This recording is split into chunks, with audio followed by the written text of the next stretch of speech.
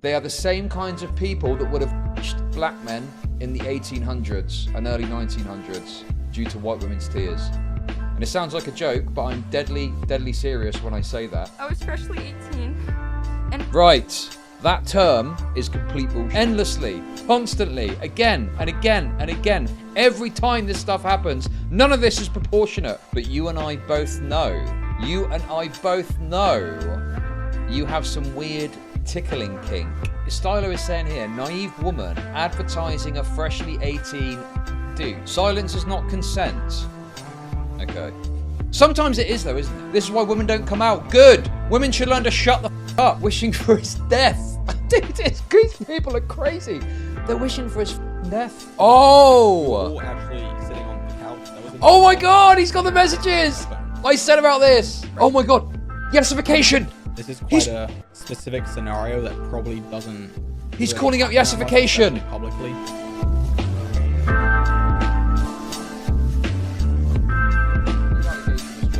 You may have seen me cover it a bit yesterday, but we're going to go at it fresh today because I don't have two fucking edgelords in my ear.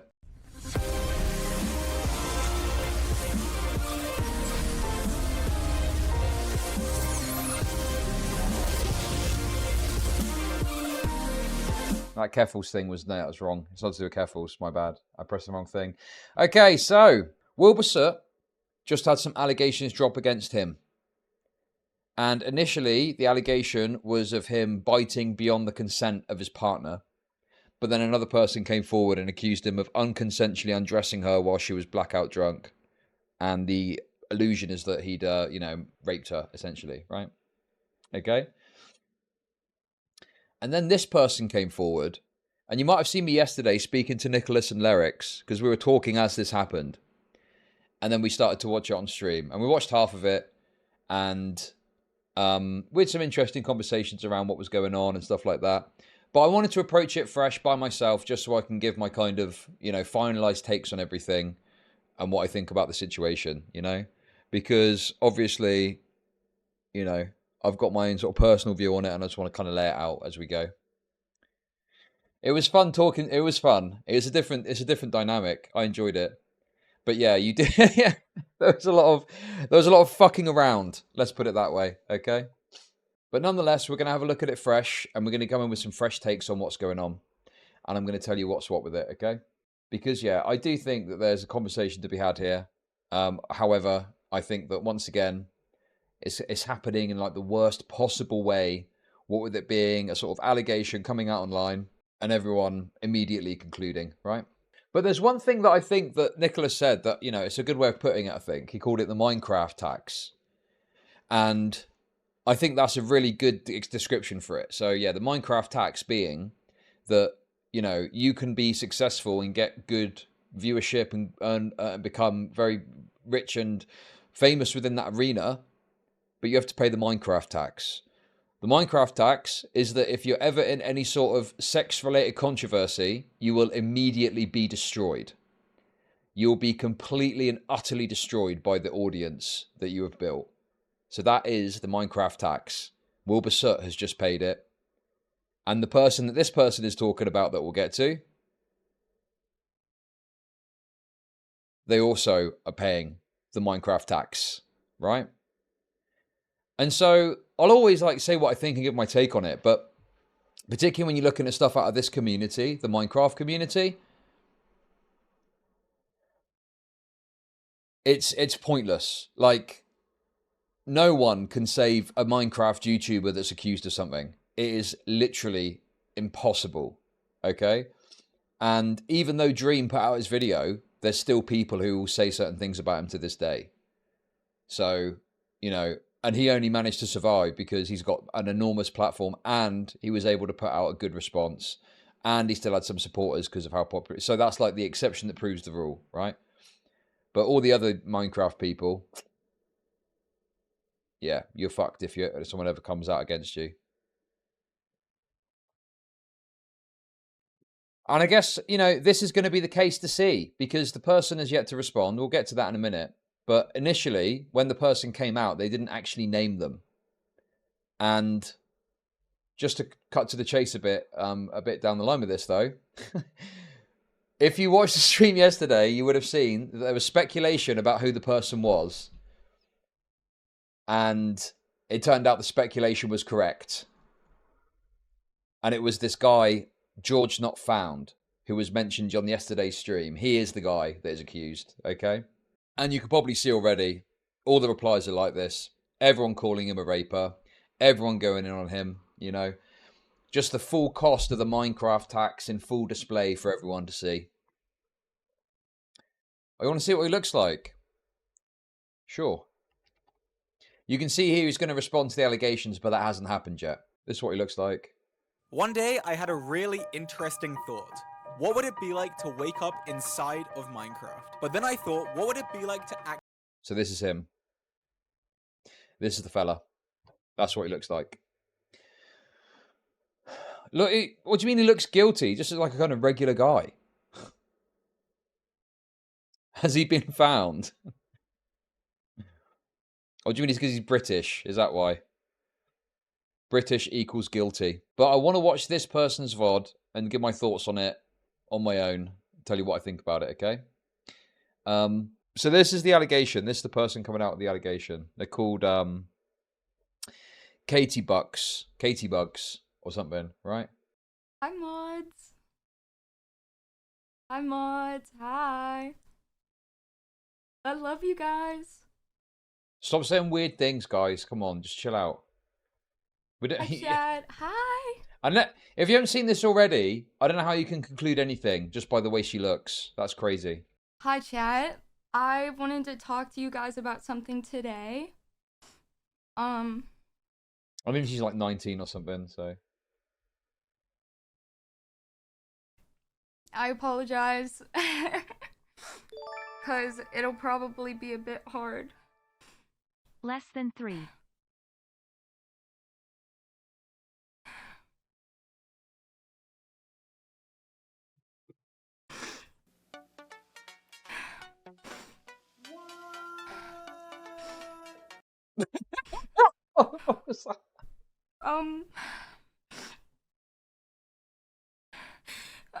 I won't have the chat on the screen because I can't read it right now. I also turned off all the alerts so I could talk. I'm sorry. I didn't think I would cry.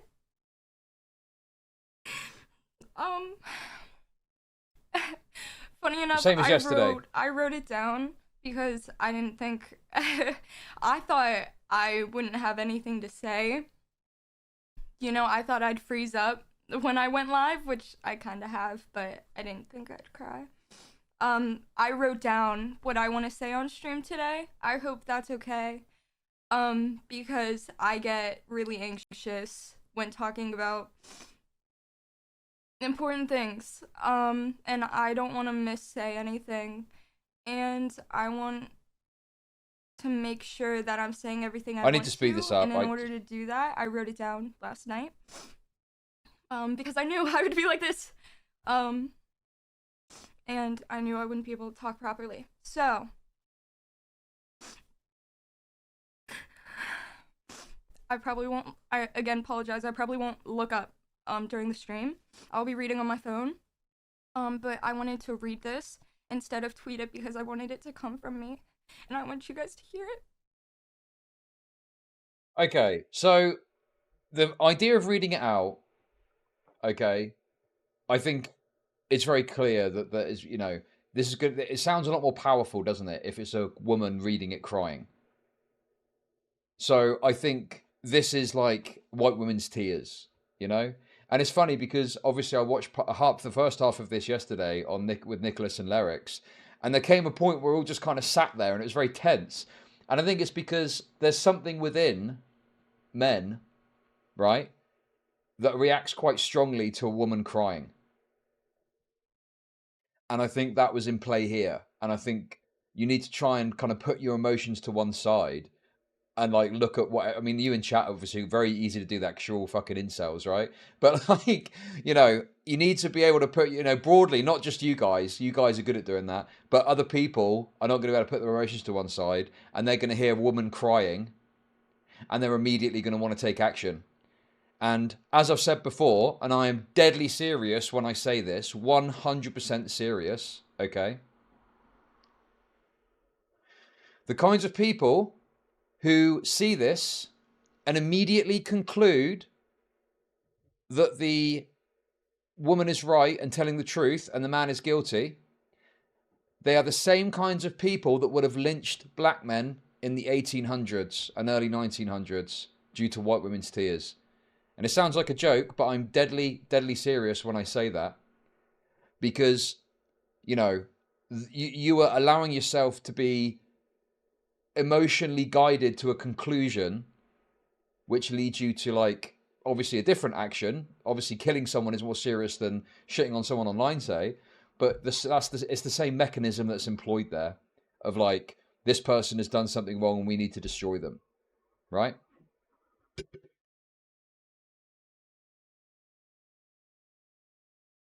And that is what fueled, alongside racism, of course. That racism probably isn't present here, but you know, the kind of emotive response to a white woman saying a man did something wrong to them is a part of it, right? So these people who claim to be woke 150 years ago would have been stringing up a black guy over this kind of shit.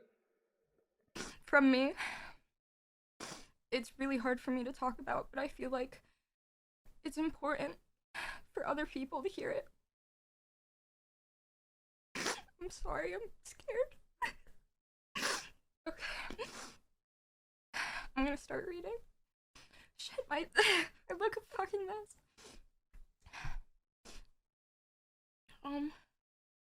Okay. I want to start this by saying I wouldn't be here without Shelby. I was ready to disappear with this secret forever. I never knew that creators were allowed to talk about these kinds of things, and I guess I'm still new to it all. I just didn't feel brave enough, and I still don't. But her strength made me. So that to me is just cope. Like, where are you even getting that from? Like, this has been the norm for years now, that people can speak up for literally anything they like. You know, you can have a bad experience breaking up with someone and talk about it, you know? A man can look at you wrong and you can come out and say he basically raped me. So this narrative of, oh, I didn't know if I was allowed to do this. Yeah, of course you are, you know? And the other element too is this person attributes Shelby with giving her the kind of bravery to come forward. And part of me wonders, you know, is it just purely the fact that they came forward and were supported? Or did you see what happened to Wilbur Soot and you thought, oh, you know, I don't like this guy, which, you know, fair enough if you don't like him because he did something shitty to you, fair enough. But it's like you recognize that by coming out, it's going to lead to his destruction. And you don't even need to name him. You can just give enough breadcrumbs that people are going to know who it is and nature will take its course, so to speak. You know, and exactly, that's alongside any possible material support of like subs or, you know, on YouTube, say, or Twitch support or monetary support, you know. So yeah, like people say, why would people lie? And it's like, because they've got something to gain from lying about it, right? And the thing is, I don't necessarily think that this person is lying per se. I don't think that like they're being super dishonest about how they feel about something, right? But I think that their interpretation is very heavily guided by their emotions. And then obviously that's influencing the mob to go to extreme extents and actions over it, rather than just take a step back and go, hold on a minute, like, what is the actual right solution to this? Like, what is the correct move forward? Because it's an absolute fucking bloodbath on Twitter, and everyone is calling this guy a fucking giga rapist. It's insane. You know, Minecraft tax takes another victim, essentially. Feel like it may be okay. Anyway, let's keep going. A little while ago, my story had almost been leaked without me knowing, so here it is on my terms. Here's my story. Last year, at the beginning of summer, I was assaulted by a significantly older, and popular content creator. I was freshly 18. Right. That term is complete bullshit.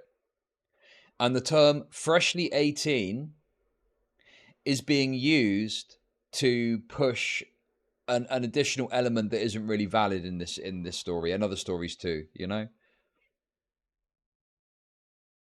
It's like before it used to be the person had to be 17 and then that you could get in trouble for that because that's under 18, because 18 is the age of consent in some places. But now, if it's not under 18, they just say, well, freshly 18 or, you know, 18. What was that term? Post-minor. That was the other one. That was the other one too. Freshly 18 is like another post-minor, i.e., you know, even though you're an adult, it's like you're saying, I was an adult, but I want you to think or feel like I wasn't in order to bolster my story further, right? That is what these terms are meant to do. And yeah, it's meant to put a more focus on the kind of the age gap and the age dynamic that's at play too. And yeah, I'm not a fan of it. I think that, you know, you should just speak your mind, say your age, leave it at that. I don't, you know, where relevant. I don't think it's important to kind of do this whole, well, I was only just 18, you know. The only time the kind of freshly 18 thing may be relevant is if there's like some sort of indication the guy was like pursuing you specifically because you were that age or something like that. But it's quite minimal, really. You know, it's not as if there's anything illegal in that respect that's happened, at least. Obviously, the other allegations, we'll get to that. But yeah, I don't like this freshly 18 shit. I'm not a fan of that. And had just graduated high school a few weeks prior. I was drunk in a hotel room with other people around me when it happened. He was someone I had once watched, and he was 8 years older than me. And also, this has been bandied about. I don't know why it's so small. Oh, there we go. Now, look, me personally, I'm not reading too much into this, okay? Because I don't think this is indicative of like, oh yeah, they were like trying to... This could mean a lot of things, okay? Let's put it that way. So I don't want to conclude too strongly just off the back of this. No, I don't think she was asking for it, no. Yeah, what kind of alarms are we sounding, I guess is the question I would ask. Hey, future me, you got any bitches yet? 9821 KYS. What? I don't understand that bit. Chud blames victims. It's not about blaming anyone. It's just about looking at what they're trying to say and kind of going from there. You know, that's it. That's all I'm trying to do here, is just be reasonable and look at what they're saying and go from there.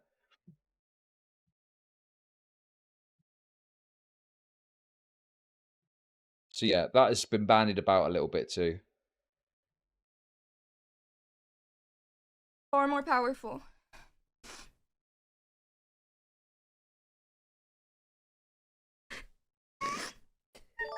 Oh my goodness. I'm so proud of you and your bravery.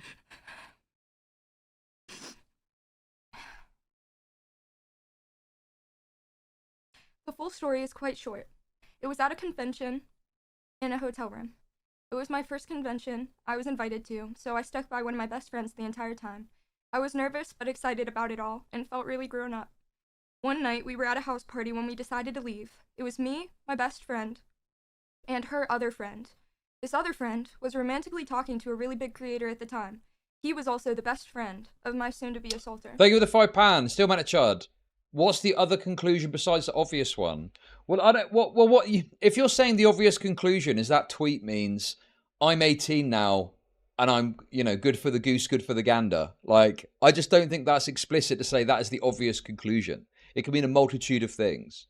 You know, I think that I just accept that this person was out of high school, young, naive, you know, wet behind. In the UK, we say wet behind the ears, right?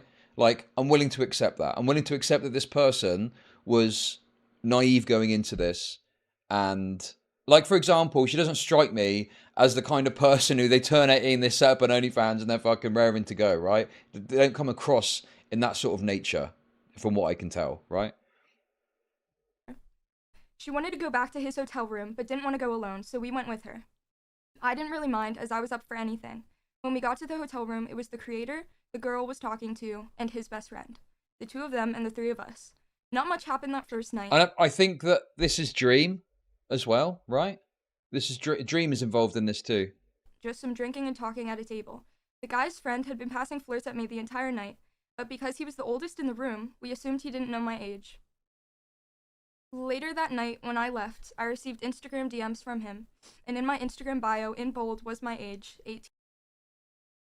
Up for anything. See, you guys are jumping on this, as in, like, up for anything. Like, I don't think she means up for anything, as in, I was up for getting laid or something like that, okay? I think it means, like, I was up for going and partying a bit or something, you know? God, you guys are fucking... You guys have gone insane over this.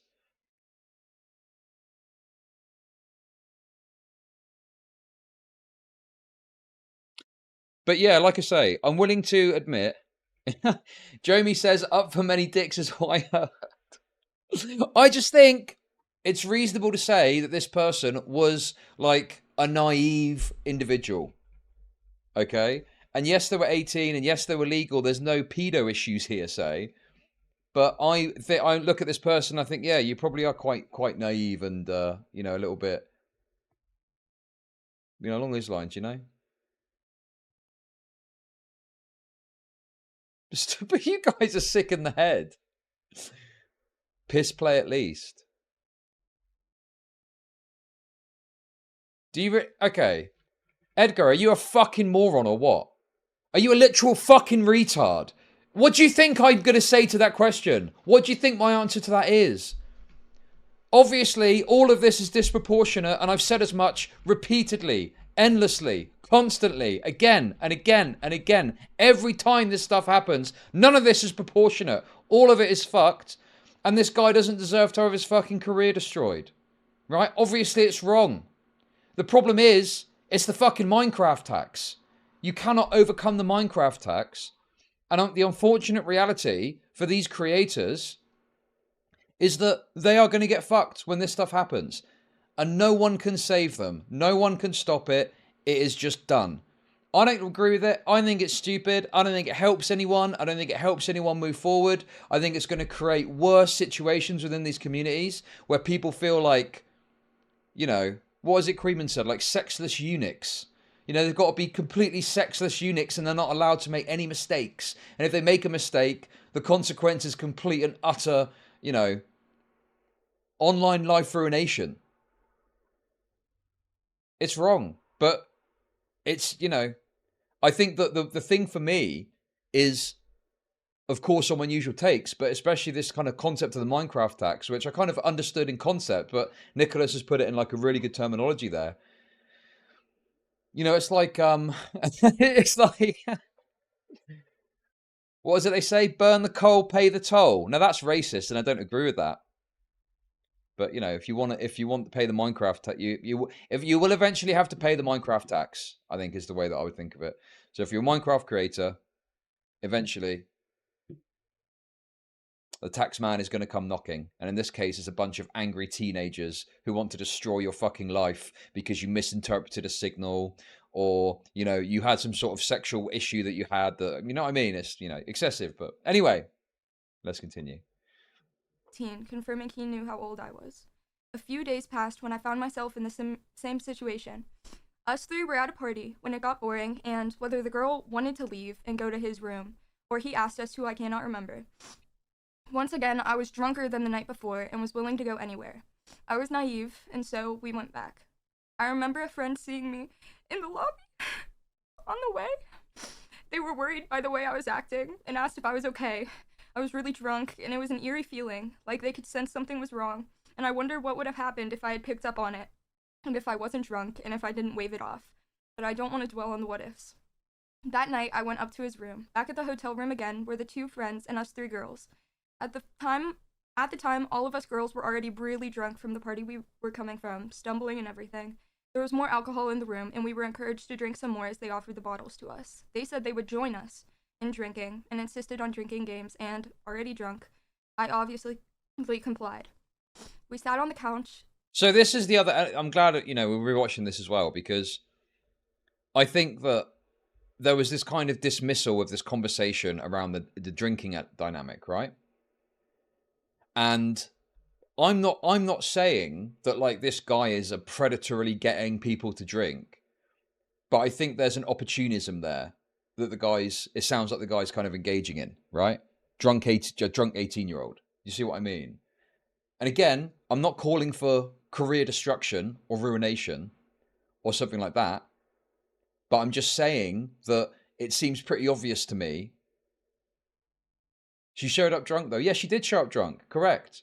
You know, an 18-year-old who, I mean, America, the culture's different, isn't it? Like, obviously, normally 21 is the legal drinking age. You can actually get in legal trouble for supplying alcohol to people that are under 21, I believe, in America. The culture's quite different over here, right?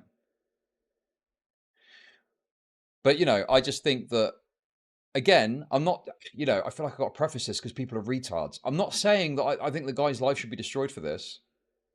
But I think that it does sound like there's an issue within this community of, like, you do have these older, more successful creators, and, you know, they're very full of themselves, and, you know, they're kind of like seeing this drunk 18-year-old, and they're like, ooh, you know what I mean? It's like, I don't know what the right word for it is. I'm not saying it's like they're a predator. I'm not saying they're like a rapist, but it's just like, what, you know, it's like irresponsible behavior from them, from the bigger, older creator, right? Yeah, it's like an opportunist situation. Yeah, exactly.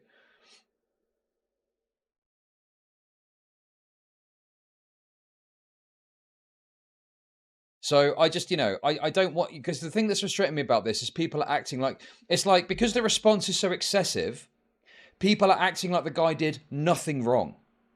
But I don't think it's true that the guy did nothing wrong. I just think the response and calling him a rapist is excessive. But to me, he is acting irresponsibly, you know, knocking about with these, like, you know, 18-year-old creators getting drunk with them, particularly in America where the drinking culture is different and the age is 21 for drinking.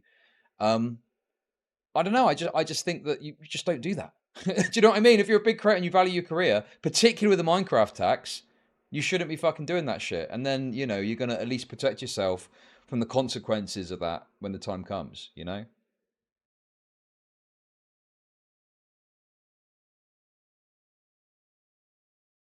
So yeah, that's that, you know, I just think that people are diminishing this guy's actions to an insane degree because of the response, and I just think that's stupid. It's like, you know, there's some criticism here due for irresponsible behavior, but that's about it, really. Sure. So yeah, I agree with that. Yeah, I think this is something that you could probably deal with in a private manner, and you could deal with privately behind the scenes, and yeah, this is how it would normally happen, right? You'd have a private conversation with someone, and sort of hash this out, and talk about how something made you feel, and you'd learn from it, and you move forward. You know.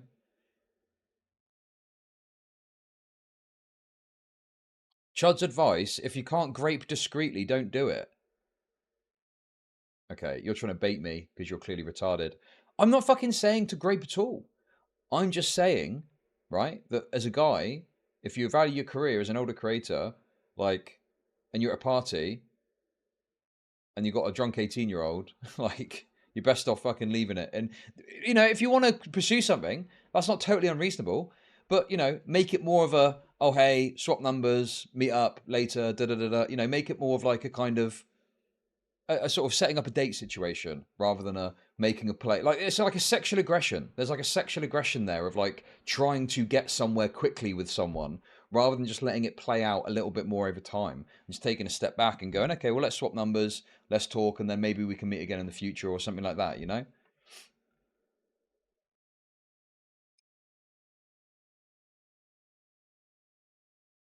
I don't think that's a pretty reasonable take. I don't think that's a crazy take. I'm not saying the guy needs to be cancelled. I'm just saying the guy needs to be more, you know, cautious in how he engages with some of these situations, right? And answered questions about each other, drinking a bunch, and the older guy sat right next to me while playing. I confused my nerves for excitement, as I'd never been around such a big creator before. I remember getting drunker and drunker and really tired. Well, Voltage Mike has got it right. I don't like the freshly 18 thing, the way it's phrased, right? But freshly 18 ripe for the plucking. I mean, yeah, a little bit, yeah. I think there is an element of that, it sounds like, possibly, you know. And again, you know, I'm willing to hear the guy's response, and maybe there's something there which completely blows this narrative out of the water, and I'll happily, you know, look at that. But, like, yeah, it seems that way. It seems there is an element of that, and I just think that sounds bad, and you shouldn't do that, you know?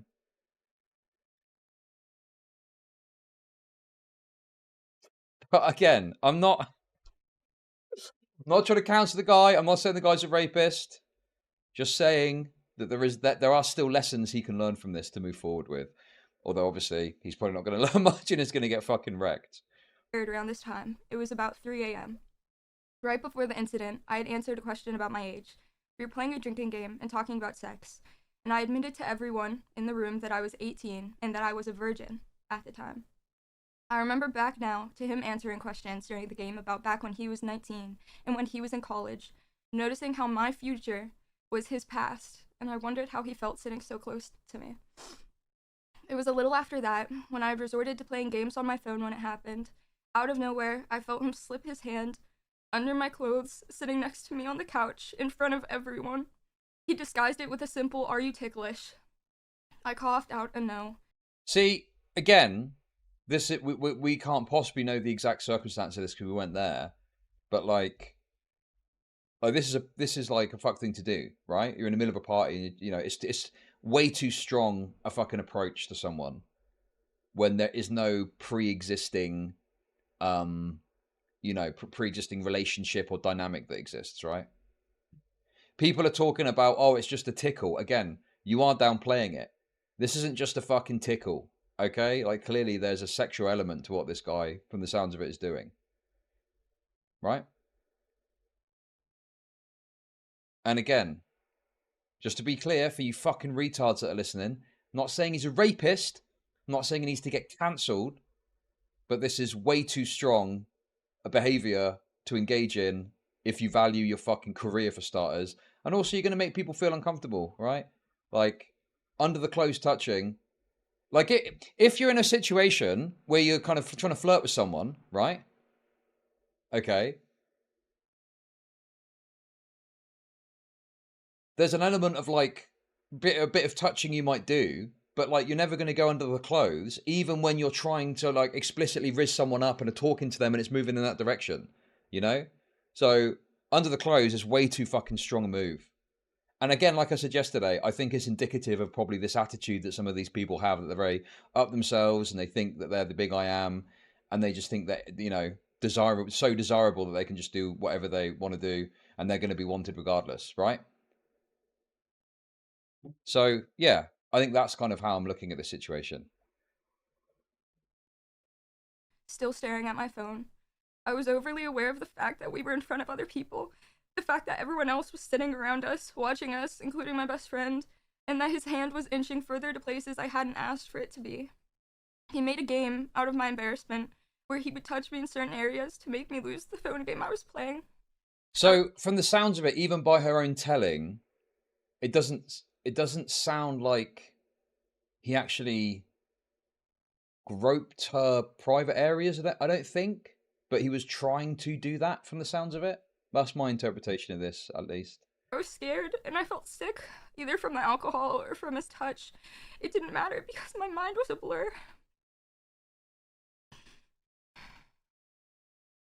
I didn't speak or move. I remember being afraid to even breathe. I stayed there for a while, hoping my stillness could make me disappear. I eventually had to stand up after many minutes for it to stop. I was scared to leave or make a... So obviously, the obvious thing here is, yeah, she needs to be more vocal in that situation. I mean, obviously, you can't change the past now. But in that situation, you need to be fucking vocal. No, stop. You know, at the very least, get their hand, remove it, right? Stop them doing it. Like, if they keep going, like, it should be... If a guy is doing that to you, he shouldn't be doing it, right? Like, he shouldn't be... Like, unless you've got a pre-existing thing, or that's the way there's a natural direction it's taking in that route, the guy should not be doing that. but you also need to let them know that they shouldn't be doing that, right? No, stop, etc. You know, standing up should have happened sooner, clearly. Like, you need to let them know that what they're doing is not wanted, because, you know, that's the best way to fucking handle the situation at the end of the day, you know? And you don't need to even make a big scene out of it. You don't need to be like slapping around the face. I mean, there's a classic thing in there, slapping a guy around the face and all that shit. You don't need to get to that level, but just making it clear that is unwanted, you know?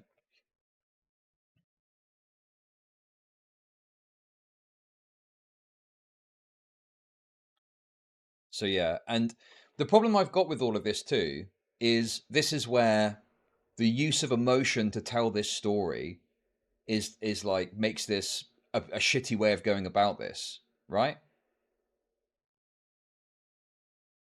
Because all this extra emotion is getting placed on it, where the guy's going to get absolutely fucking wrecked now, and it's not reasonable. It's not reasonable that this guy gets totally destroyed over this. You know, this is a hey man, you need to fucking chill out with your tickly riz, okay? Fucking knock that shit off.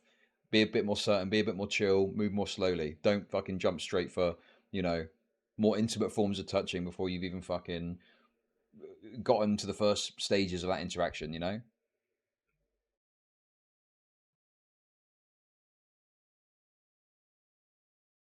But yeah, I mean, obviously she didn't make it clear enough that that wasn't wanted, and it continued on for what, a couple of minutes. So yeah, my interpretation of it is that it was like a sort of tickling under moving towards certain areas, tickling, but nothing tickling, but nothing specific was like touched. I don't think he touched any of her private areas, from what I can tell, but it sounds like that was the kind of direction that he was going, and it sounds like what he was doing was an effort to move in that direction, right? Heavy petting, is that the term? Heavy petting.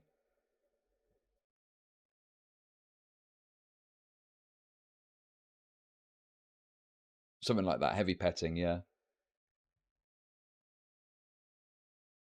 No heavy petting in the shallow end. We don't know because she hasn't been specific.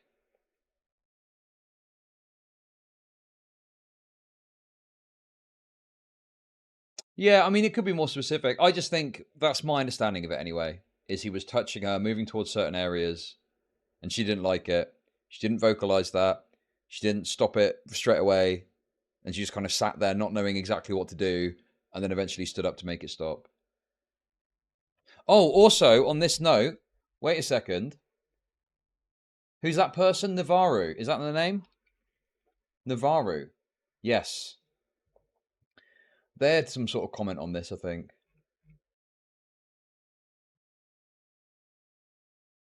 So Navarro had a comment on this. So this is just a testimony of what they're saying, right? And Navarro said this: say whatever you want, but you and I both know. You and I both know you have some weird tickling kink, which is way too specific for someone to lie about.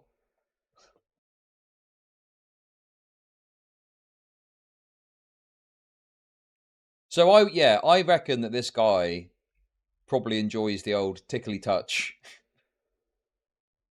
I mean, tickling kink is an odd way of putting it, right? But I would wager that, yeah, it's probably true that he does the old tickle to foreplay situation, you know? It sounds ridiculous. Well, it's not really a kink. It's not really a kink. It's just like a way of touching someone in a way that is, you know, a bit more fruity. It's a bit fruitier. Not fruitier, but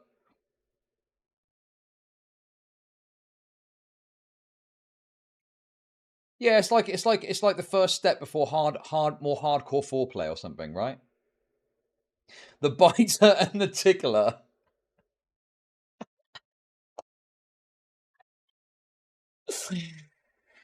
Oh my god, you guys are so terrible.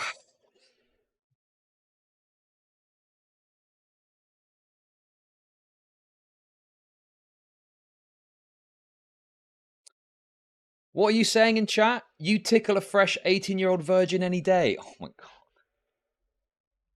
Jesus Christ, that's worse than what I was saying yesterday on stream. Yeah, exactly. I was thinking that. It's like Batman villains, the biter and the tickler. Good Lord.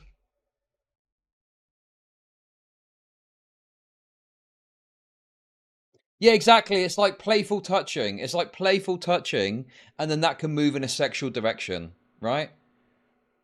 You know, like you might play fight with a partner. I mean, obviously they're not together, so it's not. But like the point is, you might get in like a play fight, and tickling might form a part of that, and then that becomes something more sexual as you're kind of play fighting with each other, right? And it sounds like he's trying to put that onto someone, but that dynamic isn't there, so it's, you know, obviously uncomfortable. Yeah, exactly.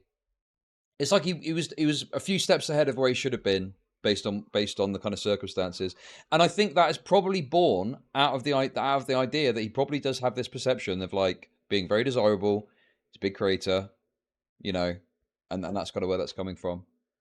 So yeah, just irresponsible behavior that he should stop. But unfortunately, the internet doesn't work on you know, nuanced perspectives, so he's getting absolutely fucking wrecked as some sort of raper. But that's the kind of reasonable perspective on it, I think, you know?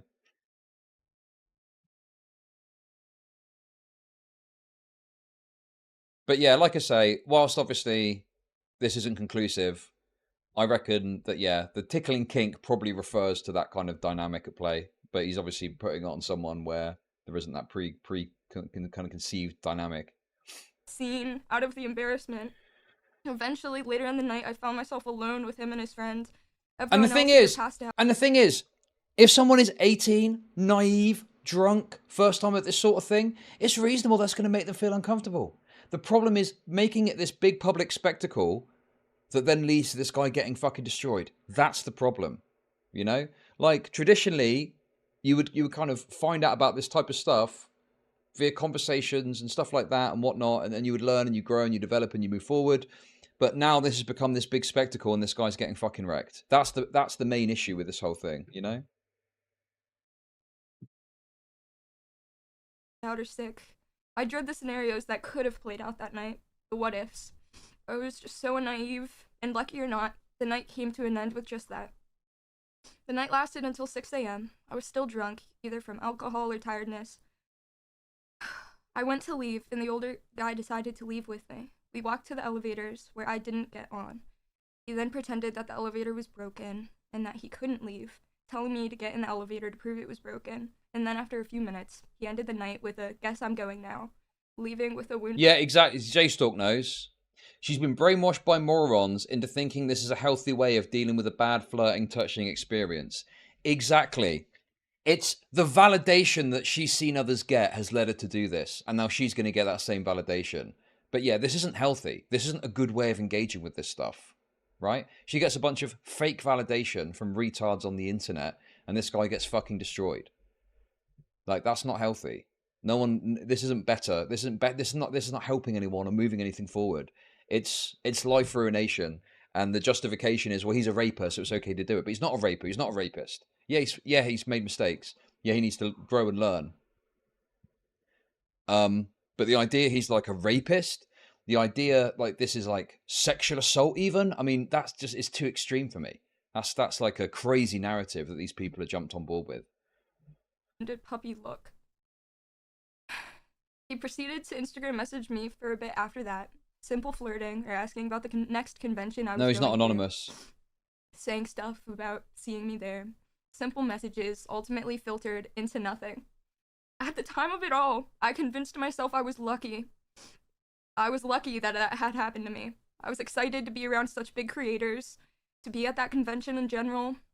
I figured that's just how things were, that was the price I had to pay to be there, that anyone would have loved to be in my position, and that I should have appreciated it.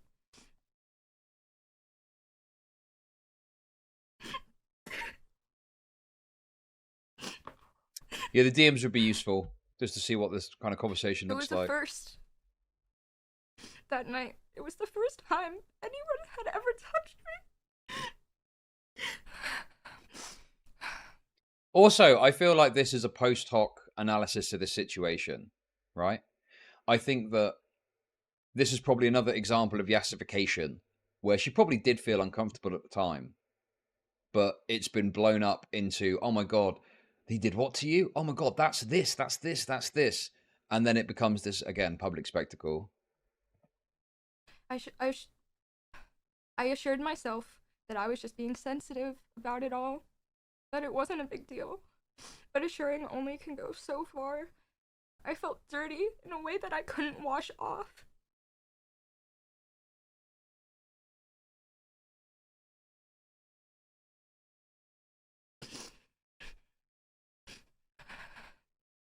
These are I doing couldn't nothing help to the me way now. that my body reacted Irrelevant. and flinched.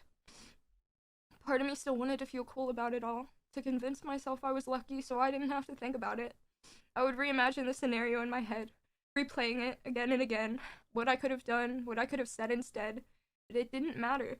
None of it did, because he never asked, and that fact would never change, no matter how hard I thought about it. I changed after that. I believed life wasn't fair, I was naive, and maybe sometimes to a fault, but I could only wish it lasted longer. I miss not knowing. I used to be kind. I'm angry a lot of the time now, at that person, at myself, at the fact that a year later, I can feel my heartbeat stop at the sight of him, and he probably couldn't even make out my face in a crowd. Like, the thing is, I mean, obviously, if this is true, and she genuinely feels like this way about it, right? There's an incentive there, isn't there, to put this in such a way as to totally fucking destroy this guy and wipe him out, so you don't have to worry about that. Whereas, presuming, I mean, you know, in her own story, it doesn't sound like there was intimate touching of that nature. But, like, there needs to be a way to deal with this and to cope with this that isn't his destruction, so he doesn't go to these events anymore, in my opinion, right? It should be more so like, how do you manage that feeling and that kind of issue, so to speak? You know, and that's the kind of thing that women go to therapy for. But yeah, obviously this has been worded in a way and extremely emotionally, so that it's like, oh wow, you don't like this guy? Well, that's okay, because we can fucking get rid of him. We can destroy him so he doesn't go to these events. So you can come to these events instead.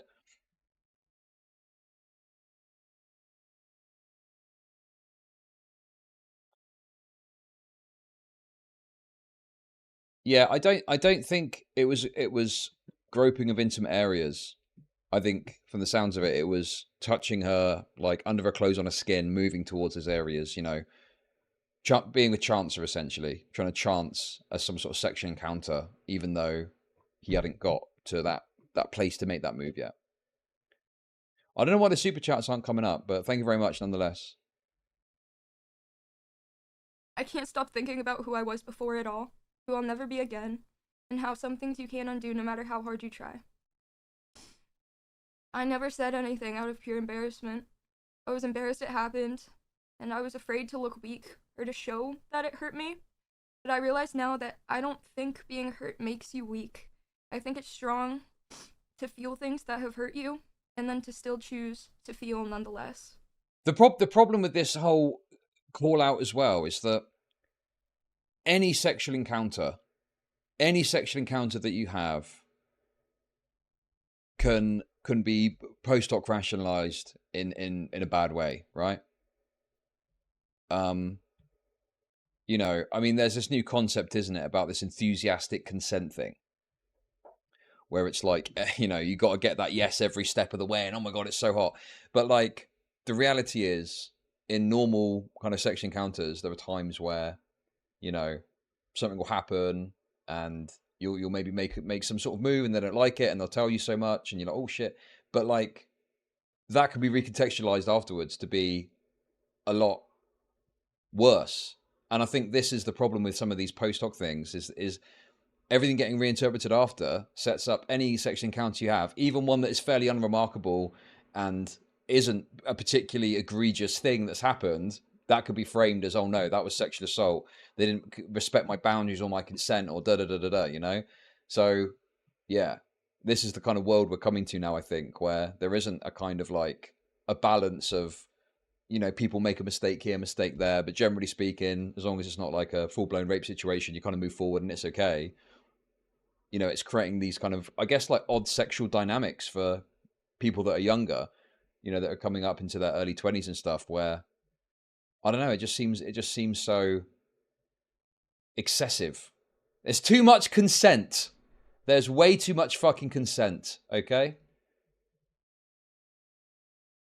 that's what I'm trying to say. I was scared to speak out because I thought it was my fault and that I didn't deserve to. I was scared of him and all of those who surrounded him. I was scared of his power. I was scared I was mistaken, remembering wrong. I hoped I was remembering wrong. I was scared to go to any more conventions on the chance that I'd see him again. I never thought Well, do you have any comment? Well, the thing is, like, the fact that he pursued her into the elevator, what that suggests to me is that, you know, he has got this perception that he's getting somewhere, right? He thinks, oh, I'm in here, right? I'm in with this fucking, I'm in with her. And I think that speaks to his perception of his own desirability that is in excess of what it truly is. You know? But again, that's not like, he's not raped or assaulted or harassed even. It's just, he's made an error in his judgment of what the situation is, you know? The elevator guy was a different man. Was it? I don't think it was. I think it was the same person, though.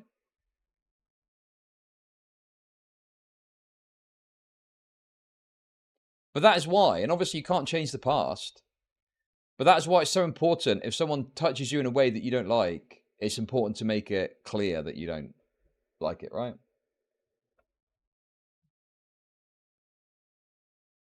You know, as much as I've said, the guy needs to be more cautious in how he approaches these situations.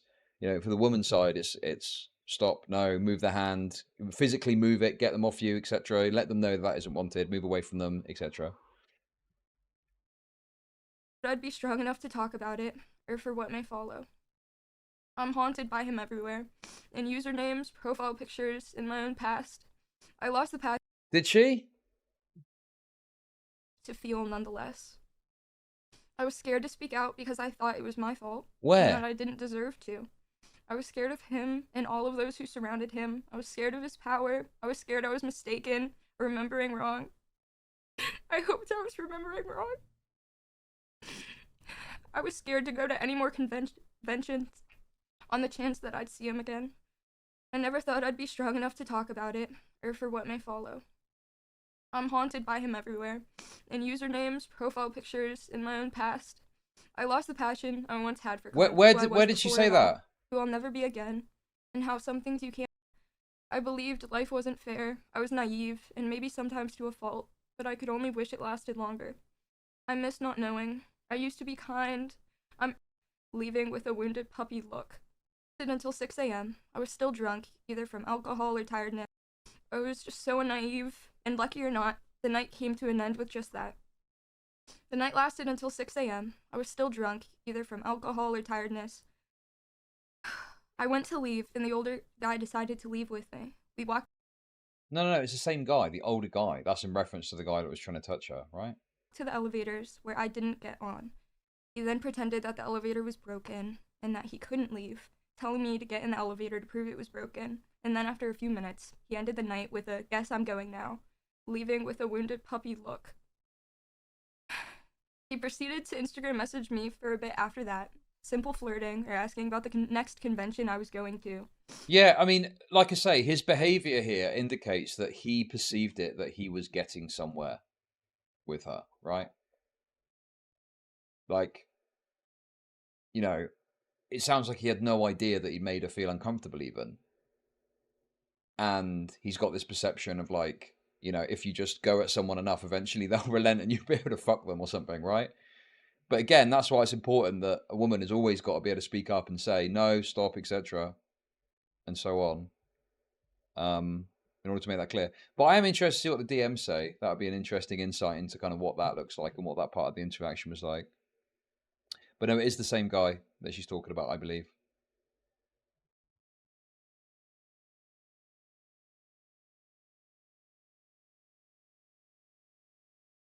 And usernames, profile pictures, in my own past. I lost the passion I once had for content. For anything, really. The association never went away. You got... I don't think she's got BPD, has she?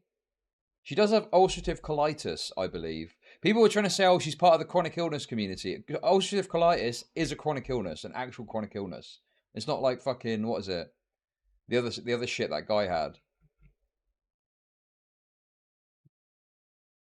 Big puss. Okay.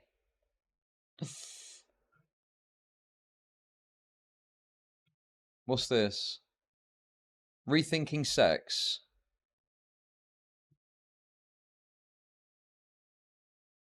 The sex positivity movement has turned sex into a hollow and occasionally degrading transaction. I mean, I don't know what this is all about, but I probably would somewhat agree that, you know, this sex positivity shit is kind of cringe. And I think that pursuing meaningless sexual encounters is extremely shallow way of doing things, and you're better off pursuing real, substantial relationships. But anyway. Yeah, she's over dramatic. Yeah, she's over dramatic. But I think part of this is yassification too. She's been kind of spoken to this point as well. But yeah, I mean, like I say, I don't, you know, I think that the heavy emotion being put on this is making all of this even more of a foregone conclusion. So I don't like it. I don't like the way this has been done.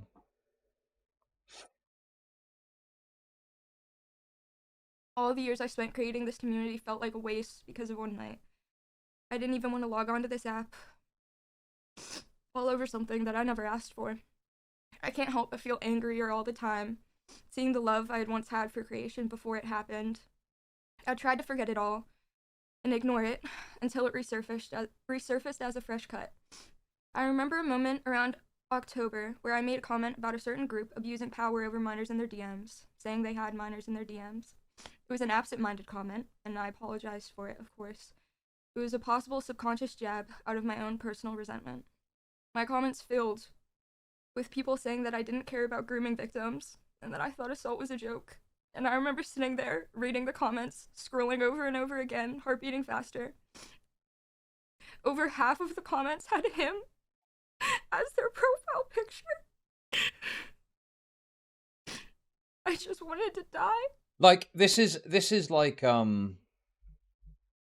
clearly this individual is not dealing correctly or properly or well with the thing that happened, right? But she's like massively externalizing that. I'm not, I feel like a therapist right now, but like, she should be finding out ways of dealing with that aren't this. Like, this feels like it's going to help because you're going to get endless validation from retards on the internet.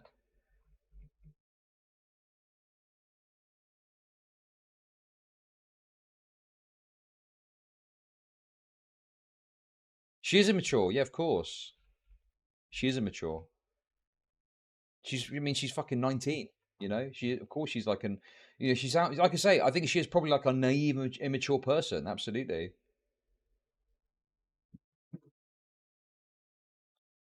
But yeah, this is just the destruction of a man utilizing the Minecraft community because it makes you feel good about the fact that you were made to feel uncomfortable by this guy a year ago, you know? I was embarrassed of myself, and I was angry, and I wondered if I could ever find peace.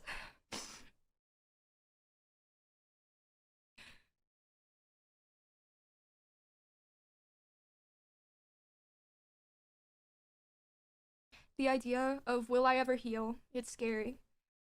Okay, Stylo, I think you're going a little bit full on with this one. Stylo is saying here, naive woman advertising a freshly 18. Dude, come on, man. That's not what's happened at all. What are you on about? Dude, that sounds insane. Jesus Christ. No, I'm not saying it. It sounds gross. But I was tired of withholding my story to protect myself. I had spent so long convincing myself it was my fault, or that I was just a coward. I just wanted to disappear. But I didn't, because I realized that this is a problem bigger than me. It may sound dramatic, but it's how I felt for over a year.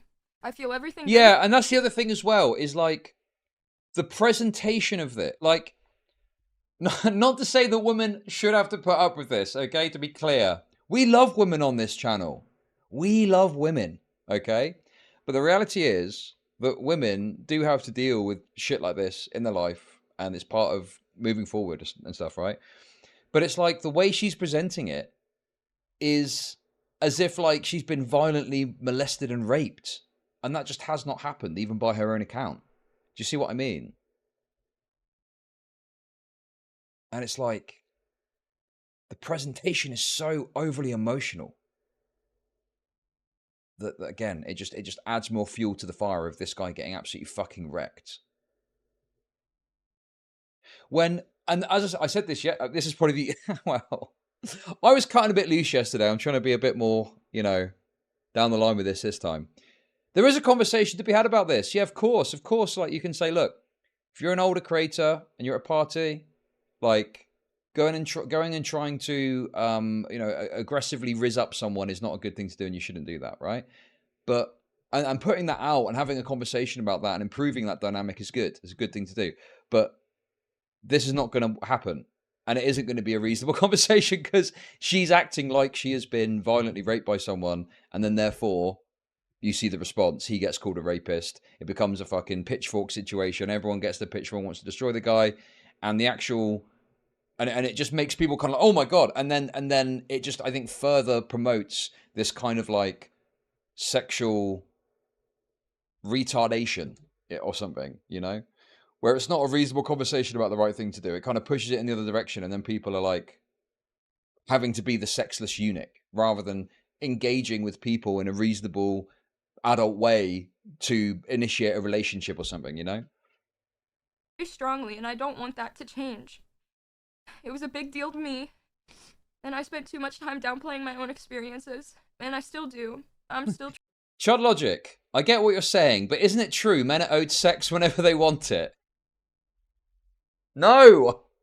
Wrong! That's bad. I don't agree with that. Come on. Trying to realize that it's okay. My story is about power and age and consent. It pisses me off that they can hide behind their power while victims are left helpless, no matter what scenario. It pisses me off that he thought he had the right to do what he did, that he did it even in my silence.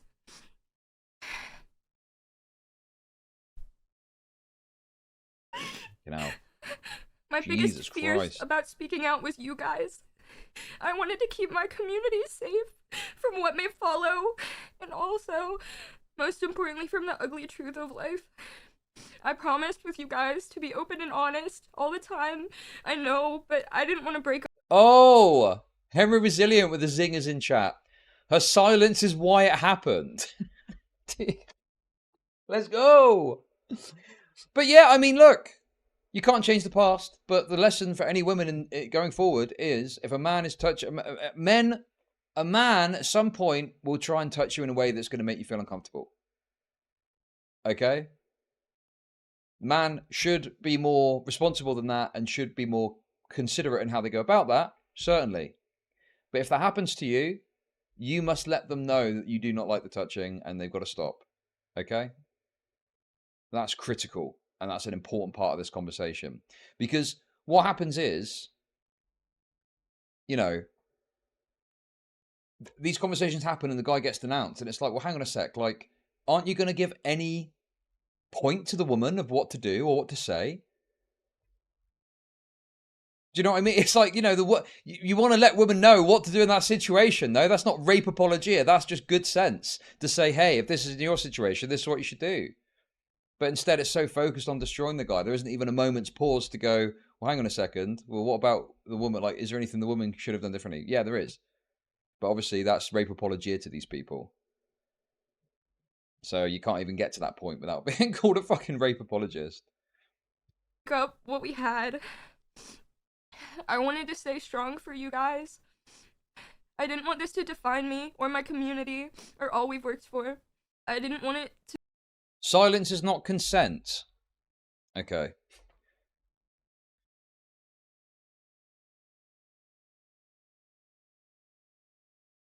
Sometimes it is though, isn't it? I know you like to play this game and go, oh no, you must get affirmative consent every time, okay? Right? But the reality is, in some situations, you will be in an interaction and you're not explicitly asking to do something, but you go to do it and it's received well and then it continues. Right? That's just the fucking reality of sexual dynamics. I'm sorry, but it is.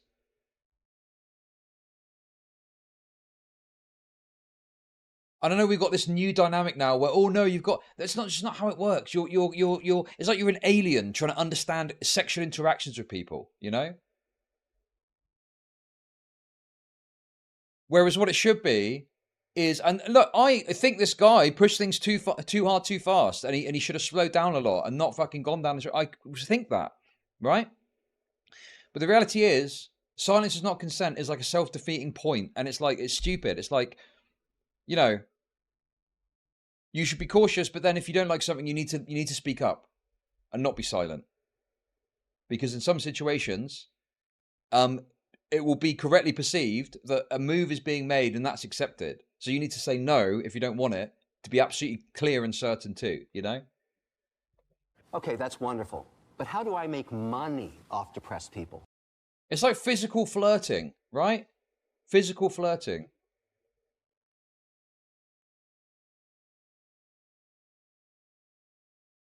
Physical flirting is an element of something that will happen that you're not necessarily going to get a consent for, to touch them, right? But if you do it, normally as long as you're not autistic, which is a problem because we're talking with the Minecraft community, right? But you will normally be able to tell if that's kind of accepted and wanted or not, right? You see what I mean? But this guy took it to the next level because he was under the clothes, which is obviously too far. But yeah, there's some flirting dynamics that will happen, and you've kind of got to hope that you've read the signs correctly, because, you know, you're not going to be like, can I touch your leg, please? Can I please touch your leg now? Because that ruins the point of it. That ruins the point of the flirtatious dynamic that you've got between the two of you, you know?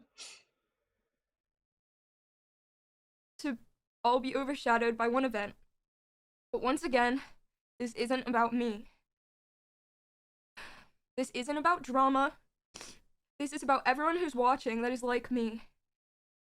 This isn't about canceling.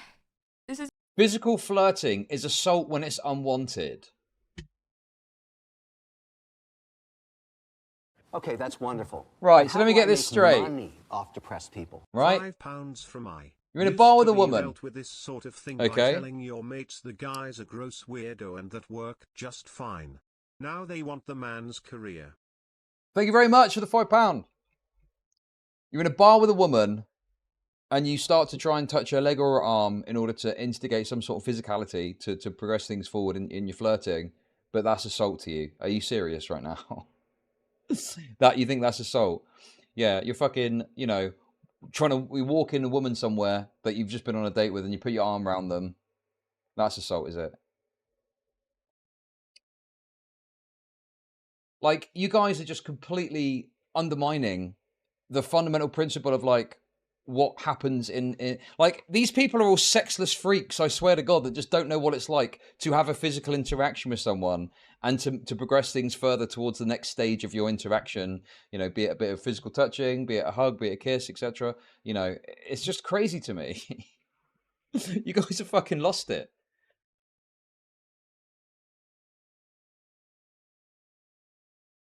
It's about real people's...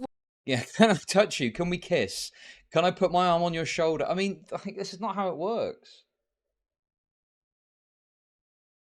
There's an element of unspoken aspect to this, always. Because you, like, you know, and sometimes you'll try and do something and the woman will make it clear they don't want that to happen, so you stop, right?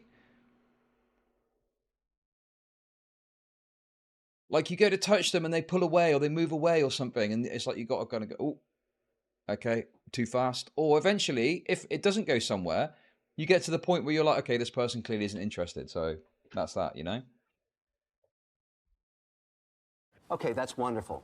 But how do I make money off depressed people? The only people disagreeing with this unspoken consent True. take are either male feminists, rapists, beta virgin men, or women who have been giga-raped repeatedly. Styler, that's insane, but thank you for the 333. I do agree fundamentally with what you're saying. You put it in quite strong terms, but I do agree, I must say.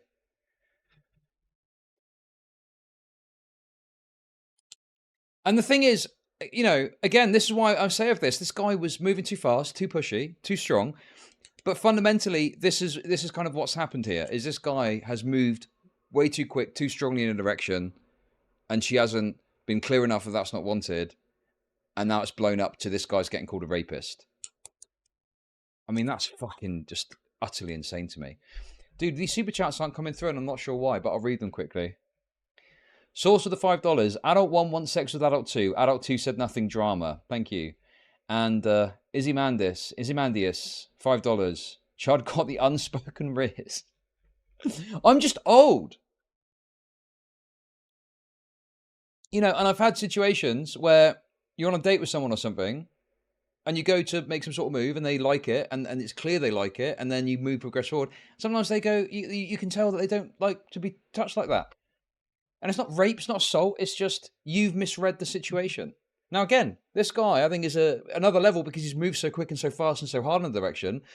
But I still don't think that personally that makes him this rapist that everyone is trying to paint him as personally. Okay?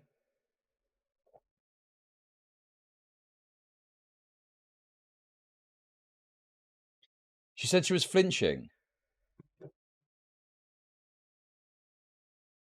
Yeah, sure, possibly.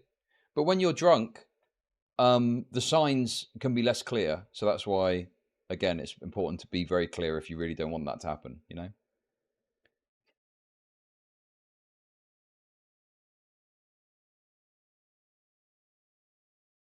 Lives. I live this every night and every morning. With every touch I feel, I relive that room. It's about connections. One of my best friends, Rue, and I have bonded over similar experiences. And I'm sure there's many others like us. I'm lucky. Don't blame an 18-year-old for getting touched by a 26-year-old. I'm not doing that, okay? I'm not personally doing that. I'm being very reasonable. I don't think he's a rapist, but silence is not consent. Read the room and make sure the other person is comfortable. I mean, I don't disagree that you should be careful and considerate to make sure the other party is comfortable. But on top of that, if the woman isn't comfortable, they need to say, no, stop. Lucky enough to I'm be not banning surrounded by them. friends who support me. Without them, I wouldn't be half as strong, and I wouldn't be here saying all this. You don't have to believe me or my story, because I know the truth, and so does he. He knows, and I have creators and friends that also know. Like, the thing that's annoying about this is, of course, you need to be sure that they're comfortable, but there's going to be times in your life where, as a man, you will do something that makes someone feel uncomfortable. And sometimes that will be a quite fraught situation because it could be a very sensitive, tender moment. And making those mistakes is an important part of learning and moving forward. But men in this particular arena are not being given a chance to do that because the moment it happens and they get called out, it's complete and utter online life ruination. And it's fucked.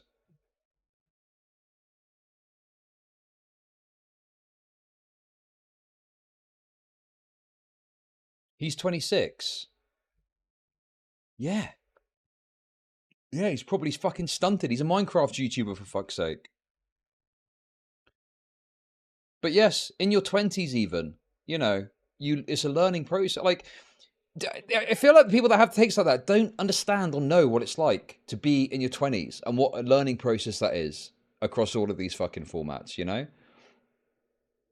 I mean, if a guy was in his fucking 30s or 40s and was acting like this, yeah, sure, maybe. But like, you know, 26. Yeah, exactly, Stylo. Yeah, you're 20. Exactly, that's what I'm trying to say, right? Like, in your 20s, you make these mistakes and you learn, right? And then you kind of recognize, oh, fuck, I fucked that up, I fucked this up, I fucked this up. And you grow and you develop and you become more considerate and more knowledgeable about how to proceed with stuff. Who were there. This is about realizations. I was once a viewer, and now I'm a creator. I spent so long looking up to creators that I didn't know, who I had never met, aspiring to be a part of a behind the scenes that I didn't understand yet. Sometimes I wish back to when I was unknowingly looking from the outside. I now have a ruined perception, or rather a truthful one. in this Thank God we have you, Chud, to direct the youth. I mean, you know, I'm not the kind of person that's going to give advice necessarily. I just say it how I see it and what I think about it. But learning from mistakes is key. It's critical. It's essential. You have to, because it's the classic thing. You can tell someone something. You can say to someone, "Don't touch that. It's hot." And until they touch it and go, "Oh fuck, that's hot." Yeah, I told you it was hot. Well, you know, I wanted to see. Like, you learn from mistakes, and that's how you move forward. You know, and it feels different to someone telling you something to learning it yourself. Like, you make a sort of sexual mistake with someone, and then you're like, they react really badly, and you're like, "Oh my fucking God," you know. And the problem is the rapist. Okay, the rapist is the person who will listen to that and will in that moment still proceed, you know, where they get the no and they get the and they still continue, right? Because the normal reaction from most people who aren't weirdo rapists when someone expresses discomfort or something is to stop, is to not continue that behavior, because you're like, oh shit, you know. And that's how you kind of help learn and develop and move forward, you know. community, a lot of us are told to remain silent and to bite our tongues, and those who speak out against it are often isolated. And that's wrong. It's all wrong. But most importantly, this is about my story and the stories of all the other people who have been silenced, whether it's by their Oh own my fear, God. by power, by this idea that it's not significant enough. Because if it's affected you, it's significant enough. Oh no. That is so cancerous. No. If it's affected you, then things will affect you in ways that you can't control necessarily. But this narrative that means you need to come forward with it and speak on it and make this big public spectacle is like cancerous as fuck. How is that cancerous? It's cancerous because you are creating this dynamic where no matter how minimal your experience, you'll come forward with it. It won't be given a fair shake and it won't be judged truly. You know, there's people out there that are saying things like, don't listen to George's response. They're saying, don't bother listening to it. Don't support him. Don't even watch him. Ignore him. Because this is where we are. It's like someone comes forward with something and it gets assessed and viewed in the worst possible way. This is why women don't come out. Good. Women should learn to shut the fuck up, as far as I'm concerned. Okay? I'm fucking sick of this bullshit. Thinking that, oh no, every single little iteration of your fucking issues with the relationships and shit need to come forward. No, they don't. They do not. Not everything needs to be a matter of public fucking record.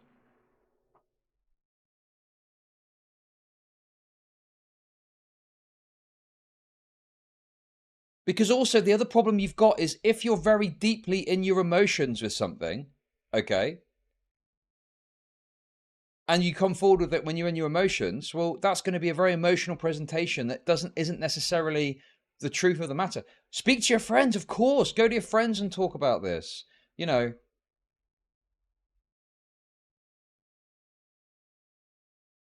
speak up on it. It's fine. It's the public spectacle that is the problem, right?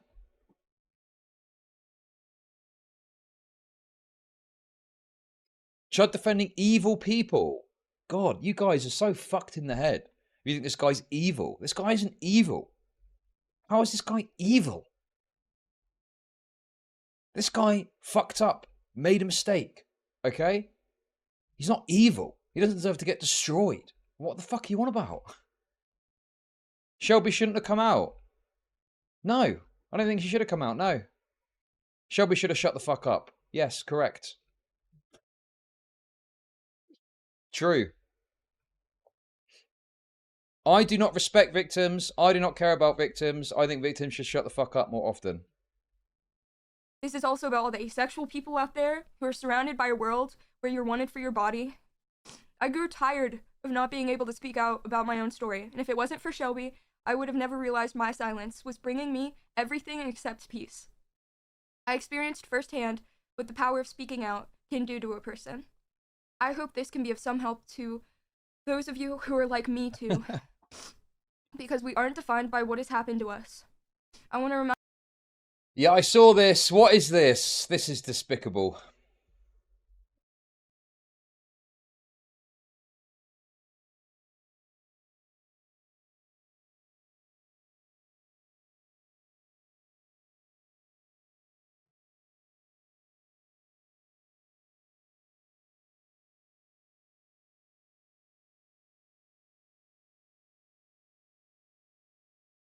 The legal system has got this figured out, by the way.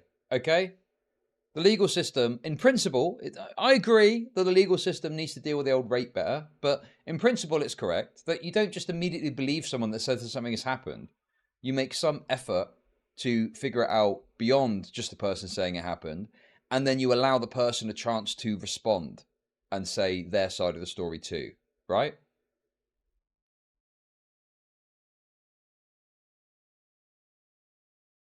We do need George's side, I agree, but people aren't even giving that a shot.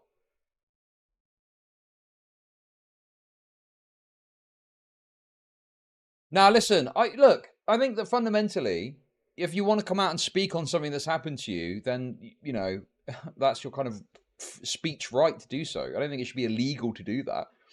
But I just think there needs to be more consideration for the way that you go about it. And, you know, the fact that if you come out with an allegation against someone, they will probably get destroyed, regardless of how justified that is or not, you know? See, I don't agree that he's done nothing wrong. I think that's just cope. He's not a rapist, but, like, he definitely has, you know, made mistakes in this situation, certainly. Yes, the rallying, the performative nature of it, the life ruination that can come for people from it, and so on, you know? Remind you all that it's also okay if you don't speak out, because you don't owe anybody anything. It's your story. It's your story to tell, and it's yours to heal from, and it's only yours. Sometimes the most healing treatment in the world is simply realizing that you're not alone in your own experiences.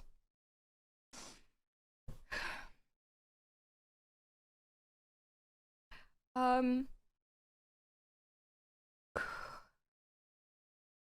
end, I wanted to share a diary entry I wrote around the time because I feel it was more fresh, and Okay, here we this go. may help people who it's still fresh for them, or it also just may be clearer to how I was feeling because I wrote it in my diary, obviously. This isn't really poetic. It's not poetic at all, actually. It's quite ugly. Around half a year ago, I was sexually assaulted by someone 8 years older than me. A black and gray striped long sleeve, Nike shorts, a Calvin Klein sports bra. That's what I was wearing. That outfit, it stained on me. They knew that I was freshly 18, and they also knew I was very drunk. I second-guessed myself all the time, remembering back. Was he drunk too when he slipped his hand under my shirt in front of everyone in the room? Was it this drunkenness that whispered to me as an unwelcomed warmth that prickled along my neck? Or was it rather this fake intoxication that allowed it to stay there as I sat silently, unmoving? At the beginning, I began to sympathize. See, this is the other thing that, like, people really dismiss with this, right? Is people say, like, being drunk isn't an excuse for the man. But being drunk is an excuse for the woman. Like, it's so crazy that, like, women get to use the drunk thing as complete and utter defense in every circumstance. But the idea that a drunk guy could fuck up, misunderstand, misread something, and push things too far too quickly is completely dismissed. And it's like, that seems totally unreasonable to me. Drunk guys do stupid things. Yeah, there's a limit to that in terms of, like, using that as some sort of, like, explanation or reasonable explanation of why it might have happened. Like, I don't think you can justify that when someone's full on raped someone or something like that. But certainly pushing a flirtatious thing too far too strongly is a completely understandable thing a drunk guy might do. But there's no like, oh, okay, well, let's be a bit considerate of that. It is like, that's not an excuse. But she was drunk. And it's like, it's fucking so crazy. So one-sided. With him. I technically never said no, I suppose. Okay, that's wonderful. And I never said But how yes. do I make money? Inner Bean, you're honestly the most insufferable little €5 freak so today. 99. Maybe this is wrong, but I went through essay trauma and I never felt the need to tell everyone. I felt guilty. Still have to work on it now. Thank you for the super chat. I mean, look, at the end of the day, I think it's fine to talk to people about it. Time froze. Maybe I thought I could turn invisible if I was still. Maybe. It didn't have to be real then. I had just met him. I should have been more grateful. Maybe I still had some hope in the world. Maybe I just haven't met the world yet. You're lucky to be next to him. So many people would have traded me places. I wonder how many have. I remembered his age. I wondered where I would be at 26. I blamed myself for all the things I could have done. I really did. I convinced myself I was lucky. I let half a year pass, wondering why it's now that I still cry myself to sleep imagining it. Why it's now that no matter how many times I wash, I still feel dirty. Why is it that to him I'm a faint memory, but he haunts mine? It's not fair. I was kind in this world and it was not fair to me. I stay up cursing it. Power. He has so much more than me. Protection. Yeah. This comes across as the gasification issue to me. You know, right?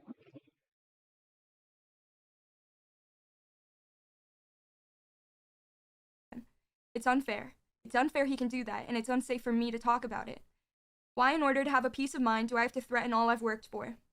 I've never been one to be bold, so why do I have to feel guilty for staying silent? I feel weak for what happened to me and even weaker for not yelling it out, from hiding from it. I don't want attention. I want to disappear.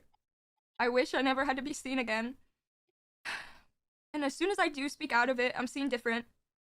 Speak out about it, I'm seen different. I'm seen as a person with a body that can be used and used in bad ways. In reality, I never wanted it.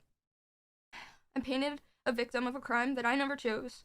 And what happens when it's all I'm seen as? What do I do then?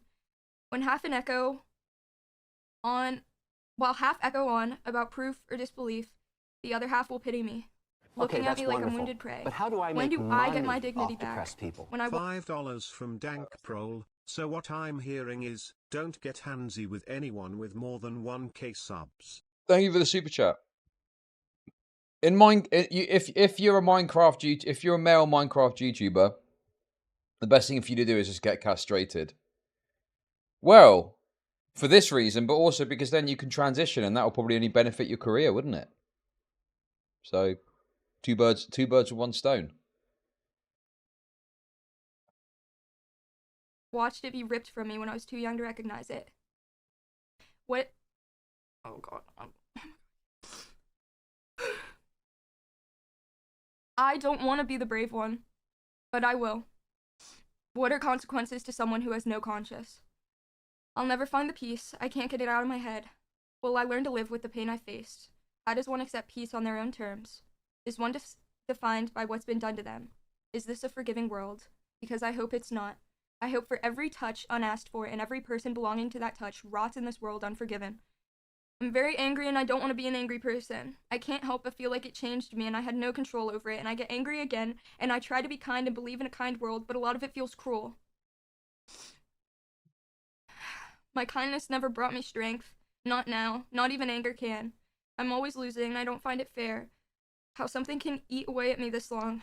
Like, this is obviously, like, excessively dramatic. You know, it's like just, it's so transparently in excess of drama here. But this is going to be just accepted and applauded. God, it's so... the Minecraft tax, man. That is such a good way of putting it. Dude, it is just not worth paying the Minecraft tax. Fuck that. Utter destruction. The moment you fuck something up, and you know, it's complete and utter destruction awaits you. Like, this is all going to be applauded, and people, yes, Queen. Oh, you're so based in truth for this. You're so right. And where's that guy? Let's get him removed from let's remove him from the face of the earth immediately. You know, there's people that are like wishing for his death. Dude, these people are crazy. They're wishing for his fucking death. How long until we get the first Minecraft community lynching? That's what I want to know. Why can I forget everything but that moment no matter how hard I try? I get mad at myself for making a big deal about it, but it was. I guess I can't change how things affect me. And I wonder why. I wonder why every touch is a bad one. I wonder if the world's so kind, why can't I experience its kindness? I wonder if I'll experience anything soft like that. Okay, that's wonderful. I'm embarrassed. But how do I make money tired. off depressed people? Me and Wilma will be starting True SMP. Thank you for the 333. Georgina. That's it. Which, it was a lot of what I already said, but At least in that moment, it was more fresh. I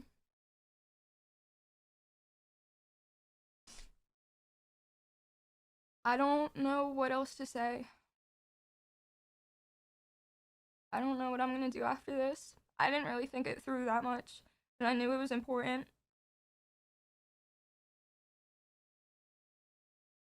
Again, this isn't about drama or about any of that. It's about a real story. It's about everyone like me who was silenced, who is still silenced. Oh, Hey, oh, wrong thing, wrong thing.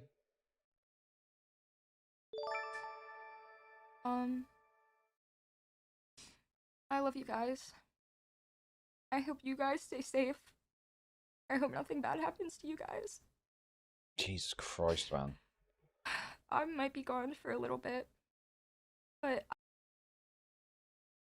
God.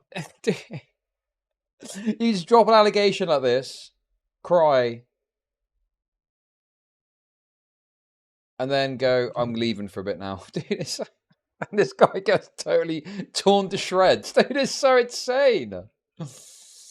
Oh my God, man.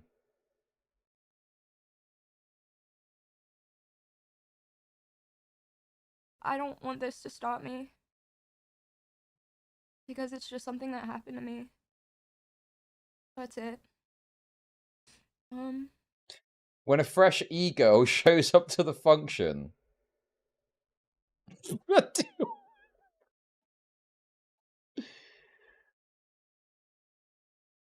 Does anyone know the rest? Thank you for the $5 US.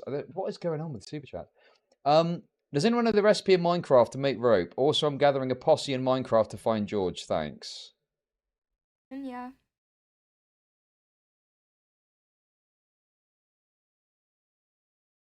Okay. I love you guys.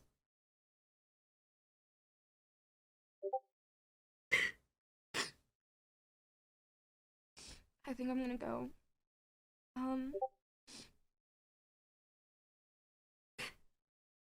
geez. Good Lord.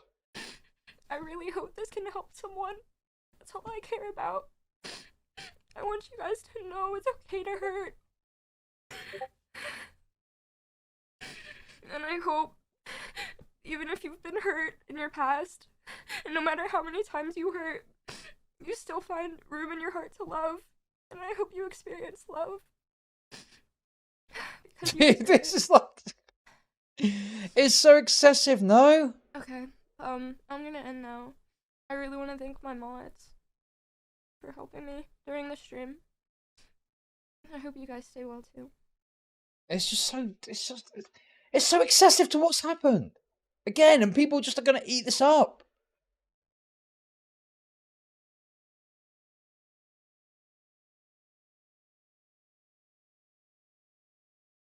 It's just impossible, man. It's impossible.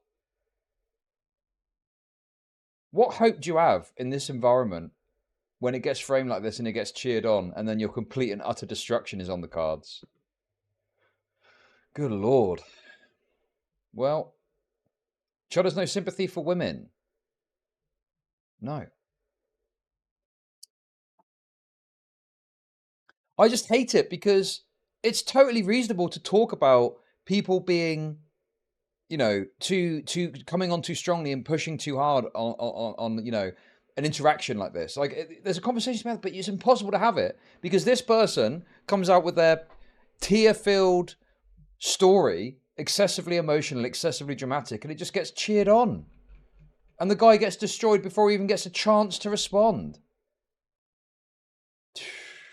Jesus. Oh, ooh, let's go. Let's get the stream title changed. We're watching this one live, guys. We're going to break our rule. All ads and donations are turned off. No money is being made from this stream.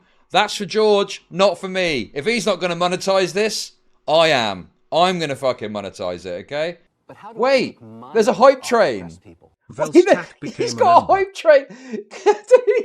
He's got a hype train going. He's lying. Okay, that's wonderful. But Oh how do I man, make money off he's depressed fucking people? lying. He's got a hype train on the go. Wayne, thank you for the All right, membership. hey guys. I want to start off this stream by saying that this stream is completely demonetized. I've turned off ads. I've turned off donations. However, I cannot turn off subs, but just don't sub.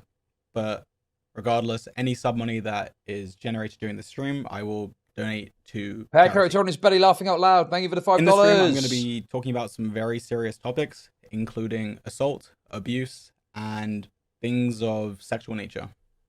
So if any of these are triggering topics for you, please be aware of that and be cautious. Here we go. Recently, a streamer named Katiebugs went live and told a story involving me about sexual assault. So in this stream, I'm going to be addressing it.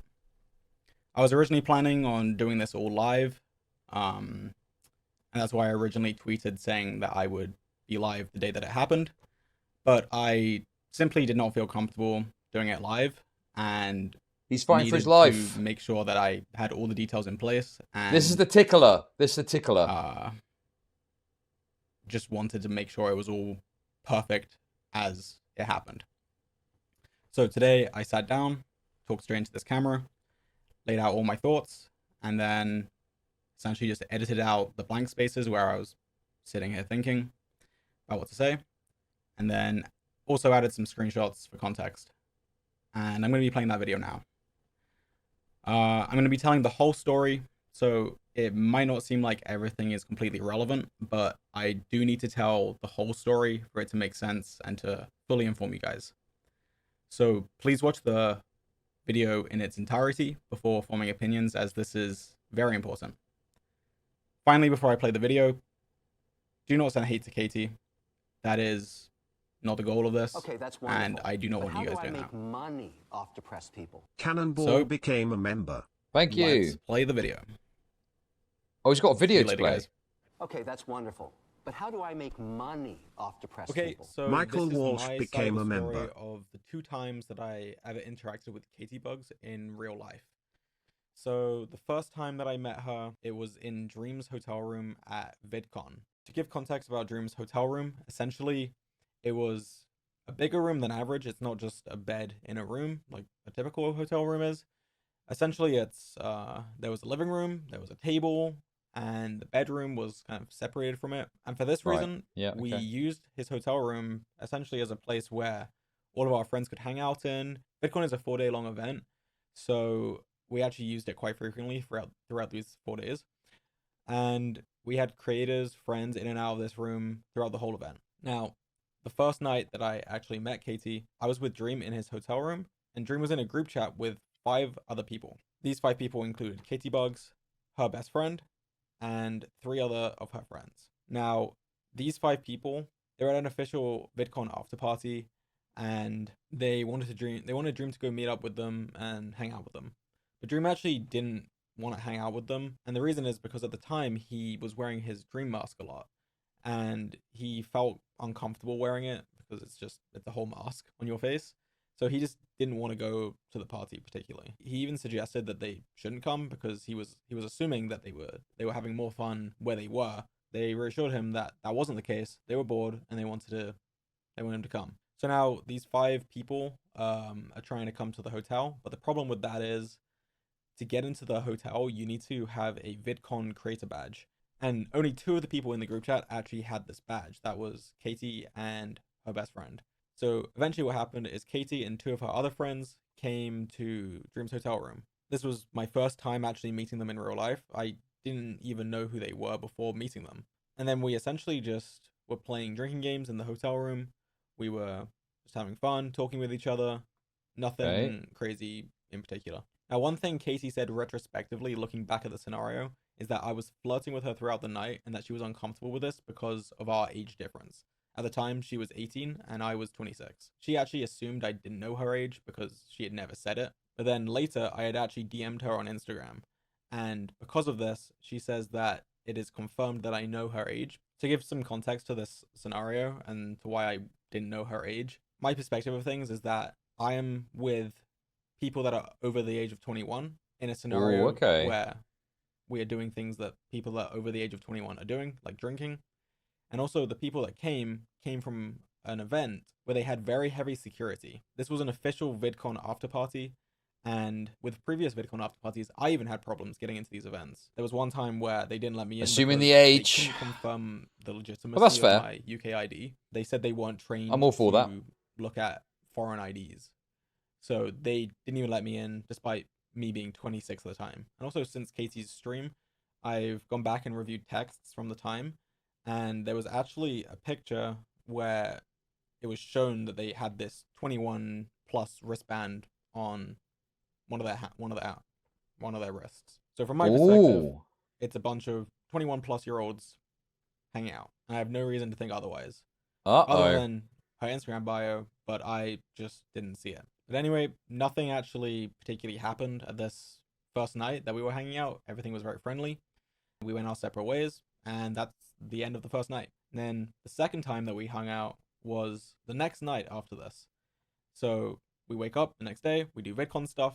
After we're done, that's the final day of VidCon. So VidCon is now technically over, but we have one more night in the hotel before we need to leave the next morning. And actually at this point, I actually had a friend that I had only known online meet up with me for the first time. And the whole time I'd known him, he lived in a different country. He was actually living in Japan. And I had told him I was going to VidCon, and he actually just happened to be in California at the same date, so the dates aligned, and we made plans to meet up. Now, he arrived early evening, I think it was around 5, 6 p.m. We were just hanging out in my room. Dream messaged me, "I'm bored, can you come to my room, let's hang out," essentially. That's what we did. Me and my friend that I just met, physically, I mean, I knew him online, went up to Dream's room, and we were hanging out. And again, the same scenario happens from the night before. They are trying to get him to go out to another party that they were at, and same story, Dream didn't want to go, but was open to them coming here. And again, that is what happened. But this time, their friends were actually all able to get in. I don't know how they did it, but Katie, her best friend, and 3 other of her friends ended up coming to the room, which had me, Dream, and my online friend that I just met. So 8 people total in this room at this point. This night was very similar to the one before. We were just hanging out, playing games, drinking, and just having a good time. So something I actually want to point out before I continue with the rest of the story is the way that she phrases some things in her story. Instead of saying that her and the rest of her friends actually wanted to come to the hotel to hang out with us, she said that one friend was invited by Dream, but she didn't want to go alone. So then they decided to go along with her because they were willing to go anywhere. I just think it's important to note already that the story is slightly different from the reality of it, and I'll be mentioning this a few more times throughout the rest of the story. You can see in these screenshots from the text at the time that they were all trying to come to the hotel, and it wasn't just oh, we're willing to follow her, essentially. They were all in the group chat and part of the discussion to go to the hotel. I also chose to mention my online friend. It doesn't really add to the story, but she never mentioned him or the 8th person that she brought with. So I'm just saying it because that's how it happened, and I want to make sure the story is straight. Another thing that she talks about is how we insisted that she drinks more, and that we insisted on playing drinking games, when this isn't the case. Again, they had already been drinking at this party before they arrived to the hotel room, and they had also been the ones that were asking to play the drinking games. So instead of us insisting that we play it, they were actually the ones that were asking us. And you can see that in the screenshots here. They had actually texted multiple times, specifically wanting to play this drinking game that we had played the night before. And at this point, I was pretty drunk, and so was basically everyone in this room. It was the last night of VidCon, which was a pretty stressful time. And honestly, a lot of people are happy. This is an edited video. Not that they didn't like it, but it's just a stressful event. There's a lot that you have to do, and when it's over, you're just happy and you want to celebrate. So at this point, we then moved to the couch. There was a couch in the room, and I sit next to Katie. She also says, looking back on the scenario, that she confused her nerves for excitement when I sit next to her. But again, at this moment in time, everything was friendly. Nothing sexual had happened. I'm just literally sitting next to her on the couch. And during this, she was laughing, smiling. She gave no indication that she was uncomfortable with me sitting this close to her. She also mentions that she was thinking about my age and that I was a lot older than her. Again, she was 18 and I was 26 at the time. And again, to clarify, I actually didn't know how old she was, despite her claiming that I did, just because it was in her bio. And it was clear to anyone there that she was not uncomfortable with me sitting next to her. Then eventually 2 of the people that came to the hotel room left. So then it was just down to me, Dream, my online friend, Katie, Katie's best friend, and a 6th mutual friend. Next she says, this is a quote, resorted to playing games on her phone to avoid the awkward situation. Now, I just don't see how this is the case. She's implying that she is using her phone to essentially escape, such an awkward scenario that she's in. But that's just not how it happened, and this is why. She brought up the phone game as kind of Stylo 1, I point. agree. The game was honestly the central point of the interaction at this part of the night. It was a very social thing, she was passing the phone around. We were all playing the game and bantering about it, just having fun with the game. So I don't see how she resorted to it and was using it in that context. She wasn't being awkward at all. There was no sense of uncomfortability from her. She was laughing and playing with everyone. And yeah, I'm not really sure why she phrased it like this. We actually continued to send each other high score updates even weeks after the event. To add further context, we were all actually sitting on the couch. That was in oh my god, he's got the messages! I said about this! If he's got messages. Me and Katie were at the far end of the couch and we were cuddling together. We had been cuddling for, I'd say, around an hour at this point, playing the game, talking, and just having fun. And for clarity, I had my hand around her waist above her clothes. So with her statement where she's saying that she's resorting to playing games on her phone, I just don't really understand it. And I think that she's not done, the I picture don't think. that she's painting is really dark, when in reality she seemed very happy with the situation, was having a good time. The community won't accept it, yeah. I also want to address a fact that she claimed that would confirm that I know her age.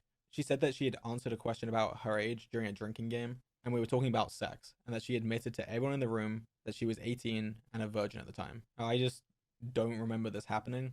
I'm not saying this to just pretend like it didn't happen. I'm not saying it didn't happen. I did not hear it happen. We're not just all sitting down and not moving. It's a chaotic environment. I could have been getting a drink. I could have been talking to someone else. I just did not know that was said. Another quote from her stream I want to address. She says, "There was more alcohol in the room and we were encouraged to drink some more as they offered the bottles to us. They said they would join us in drinking and insisted on drinking games. They had already been drinking before they arrived. They were drunk." And the way this is phrased, it makes us out to look like we're kind of preying on them and forcing them to drink when they didn't want to, when that's not the case. And as I mentioned earlier, they were even the ones asking to play the drinking games via the texts. I mean, he's got one receipt. I mean, I'd want to see more, really, but it's something more than she's got. Read the quote. She says, "Out of nowhere, I felt him slip his hand under my clothes, sitting next to me on the couch in front of everyone. He disguised it with a simple, 'Are you ticklish?' I coughed out a no, and still staring at my phone, I was overly aware of the fact that we were in front of other people. The fact that everyone else was sitting around us, watching us, including my best friend, and that his hand was inching further to places I hadn't asked it to be. Again, as I mentioned before, we had previously been cuddling on this couch for around an hour, but I did place my hand on her waist under her shirt. The way it's phrased makes it sound like it just happened out of nowhere, when in reality we had been cuddling for over an hour at this point, and it was not out of nowhere. It was also around half an hour until I started moving my hand further up, and the way it's phrased just makes it seem like it happened pretty instantly and pretty quickly. There was nothing quick about it. It was very slow, and I was very cautious about it and making sure that she was comfortable throughout the process. Me and Katie were very touchy, very cuddly, and very slowly got more intimate. I've always been overly cautious with consent, and this is not just because I'm a creator. I've been like this since before I was a creator, and I think that's just the way I am and just the way it should be. Nothing came out of nowhere. Everything progressed very slowly throughout the night. And also, before I continue, I want to make it clear that the furthest anything ever got was under the shirt touching. Oh, I know. Yeah, I know what's wrong. People Sorry. don't typically ask if everything is okay, even such as touching someone's waist under their shirt before they do it. But in this case, I was extremely slow, and she was engaging with me the entire time, laughing, cuddling with me, and even playfully fighting me for the game that we were playing. Again, the quote that she said, he disguised it with a simple, "Are you ticklish?" I coughed out a no. She's implying that it's with malicious intent, and that she coughed out a no would also imply that I should be able to tell that she was uncomfortable with it. She says, later, he made a game out of my embarrassment where he would touch me in certain areas to make me lose the game I was playing. Now, I actually remember this quite vividly. I remember she was playing the game, and there were parts where it would be very easy to lose if you were distracted. And she's right, I did do that. There were points where she was playing the game, and she was at a point where it was easy for her to mess up, and I would, for example, tickle her or squeeze her, and when I did this, she would laugh, she would turn around and smile at me, or she would play fight with me because I had just made her lose the game. She also says how, quote, I didn't speak or move. I remember being afraid to even breathe. I stayed there for a while, hoping my stillness could make me disappear.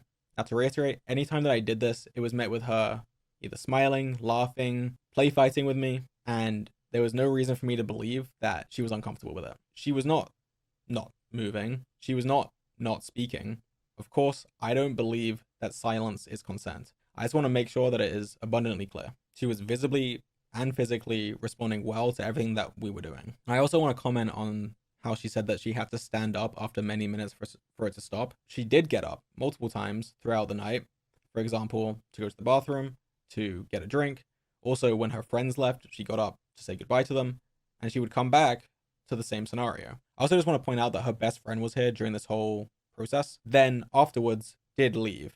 And I think it is important to note that she made the choice to stay behind for many hours more. And as I mentioned before, she did get up, say goodbye to them, and came back. We were even talking about staying up to wait until 11 a.m., which was the checkout time of the hotel. Since it was the final day, we were like, oh, I don't know if we want to go to sleep for a few hours, might as well just stay up. But that's not what ended up happening. And it's at this time that Katie says that, this is a quote, I went to leave and the older guy then decided to leave too. This is phrased in a way that makes me look kind of creepy, to be honest. She's basically saying she left, so I decided to leave too, which is not the case. What actually happened is Dream had decided he was too tired and was going to bed.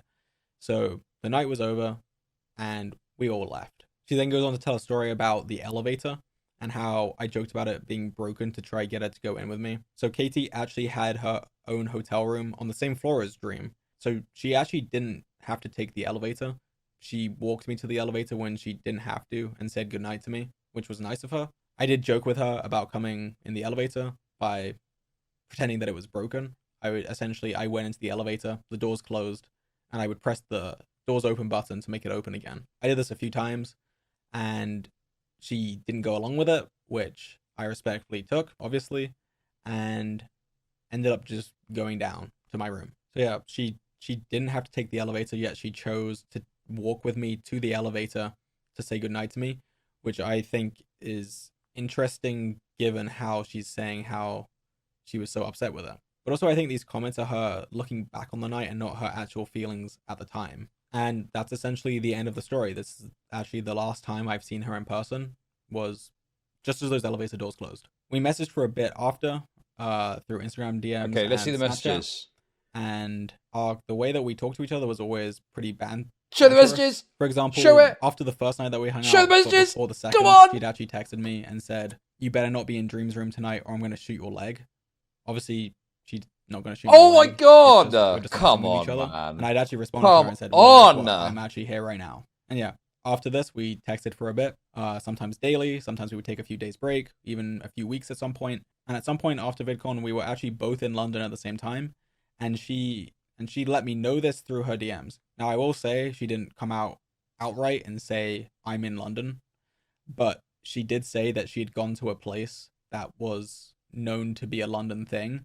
And I commented on that and said, and asked what she was doing in London. And just to clarify, we did not meet up whilst in London, nor make plans to do so. She was always extremely friendly But to it's me. friendly. It's Friendly, isn't it? And it honestly, undermines the narrative I that was she's very presented. shocked to hear her say the things that she did say during her stream. When I first opened up her stream, it was after she'd already streamed it, but not long after, so people hadn't yet made the connection that it was relating to me.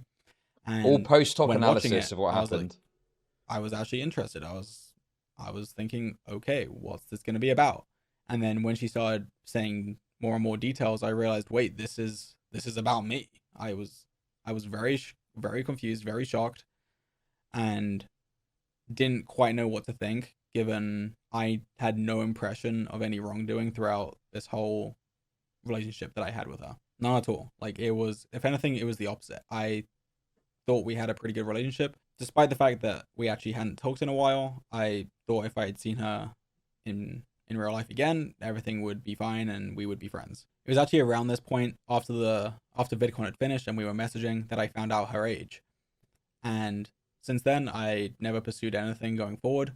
And I essentially stopped messaging her. Her last message to me was August 1st, 2023, and I haven't replied to her since then. After I watched her stream, I was pretty confused. I didn't understand how her account of the story had been so different from what actually happened. A lot of the facts that she said just didn't happen at all, or were phrased in ways that just make me look as bad as possible. Yeah, you just Saying got to things stay away like, from these women. I It's not worth insisted it. on her Clearly. playing drinking games, or that she was frozen in place, or that she was scared. She was having fun. The She was Minecraft enjoying tax. herself. She was showing this with her body language, with the way that she smiled, the way that she laughed, and just her overall general demeanor. Now, one thing that I think is very important to differentiate here is that I do believe that she regrets being affectionate with me, and that really does make me feel terrible. I never want to make anyone feel uncomfortable or regret their interactions with me or anything along those lines,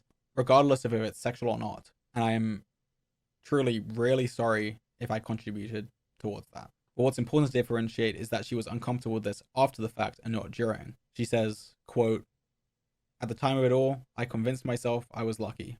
I was lucky that it had happened to me. I was excited to be around such big creators, to be at that convention in general." Now, actually, I have had a similar scenario to this where I was in I had a sexual experience with someone where in the moment I was perfectly happy with it happening, but then afterwards I regretted it. And I'm not saying this to get any form of sympathy. I'm not looking for that. That is not the case at all. I'm simply saying this because I can see the similarities in the situation. Now, I'm not mad at the person that I was Post-hoc, in this say what it sexual is. experience with Post-hoc before. rationalization. I have no negative thoughts on them. I simply did not like how it ended up, and if I could go back and not do it, I wouldn't have. I wanted to do it in the moment, but then changed my mind later, which is completely valid. You're completely allowed to feel that way. But what isn't okay, and This I is a think great is response. just completely unfair, is to act as if I am the bad person in the scenario because you changed your mind later. I also want to separate this from abuse and certain scenarios that other people have dealt with recently or just in general. I think it is completely fine to come to terms with your abuse over time and realize that it was bad for you and a terrible situation to be in, and to then look badly back on that person. That is completely valid, but this is different. Again, this all happened within a 4-hour period, 3-4 hour period, and I was not given any sign of discomfort, unhappiness, or anything along those lines. And again, it was the opposite of that. She was happy, she was laughing, she was smiling, and as far as I know, everyone else in the room would have thought the same at the time. So now what I'm thinking is, why would she come out and say it like this? Why Oh shit, I is turned off the she YouTube notification. saying this? Sorry, my bad. Now, I don't think she's purposefully being Missed a malicious lot, probably. or trying to hurt me or ruin my career or anything like that. But what I do think is that she is surrounded by a Hey, but friend thanks for the group 5 good that memberships. completely despises me and my friends. Oh my god, yesification! This is quite He's- a specific scenario that probably doesn't. He's really calling out happen that much, yesification! especially publicly. So it's kind of weird. It's kind of hard to talk about it. But I Gaslighting, think yeah, after yeah, VidCon, gaslighting. She obviously had told some of her friends about what happened. Whether or not that was in a negative connotation, I do not know. I wasn't part of Yes! these conversations, of course. But Yes! She clearly told them about this scenario. And Yes! when these people that are around you all completely despise me and my friends, Yes! they're obviously going to look on this poorly. To add context to this, she actually mentions in her stream, here, I will just quote it. She says, "I remember a friend seeing me in the lobby on the way, and they were worried by the way I was acting and asked if I was okay. I was really drunk, and it was an eerie feeling like they could sense something was wrong." Now, this person is in Katie's friend group, and they were concerned that a group of 5 people were going up to Dream's room to join 3 additional people, which is an interesting concern to have. I actually have heard from another source that overheard this conversation and thought it was quite strange that she was worried about this. Now, I think it seems very likely that after 8 months of you being around friends that hate me and my friends and constantly talking badly about us publicly as well and privately, I don't know what they say privately, but can't be any better than what they say publicly. obviously that is going to affect the way that you view the experience. And it's going to make you look at it differently. You're going to second guess it. You're going to be thinking about it. And clearly, it changed the way that she thought about it. And I just think it's completely unfair to judge me and my actions based on how you feel about it now, 8 months later, versus how you felt at the time. Because at the time, you were not uncomfortable with it. And I know I'm repeating myself a million times, but I have to. You were smiling, happy, laughing, playing along with it, everything. And that's all I really have to say on the matter. Still keep supporting victims. Give the money to me instead, guys. Give the money to me instead. Give the money to me instead. Don't give it to this. You go wasted. Come on, let's go. Let's go. I've turned the thick loads back on. Let's get some fucking super chats going and fucking subs and that. Let's fucking go. No, that was a really good response. Yeah, okay. Although, I mean, whether or not it's going to have an impact or not, I'm not sure. Okay, that's wonderful. It's a white boy summer. Let's go. Thank you for the 333 Okay, stylo. that's wonderful. The thing is, like, listen, guys, I know you're doing laps about how correct you were about it, but I just think that it's worth bearing in mind that a lot of that is he said, she said, right? So the thing with those messages is, I think what it demonstrates is that it is a post hoc rationalization, right? Like, she's saying this after the fact, and, you know, she probably, you know, I think that, yeah, it's true that she has looked at this post hoc and she has reviewed it in a different way, you know? But the fundamental facts of what happened in that room, obviously, he said, she said. And that's why I think that's what people are going to hang on to, you know? In an arena where it's believe women, even if a man comes up with a different story, well, the woman said it happened in a different way. So that's how it's going to go amongst the Minecraft community, at least.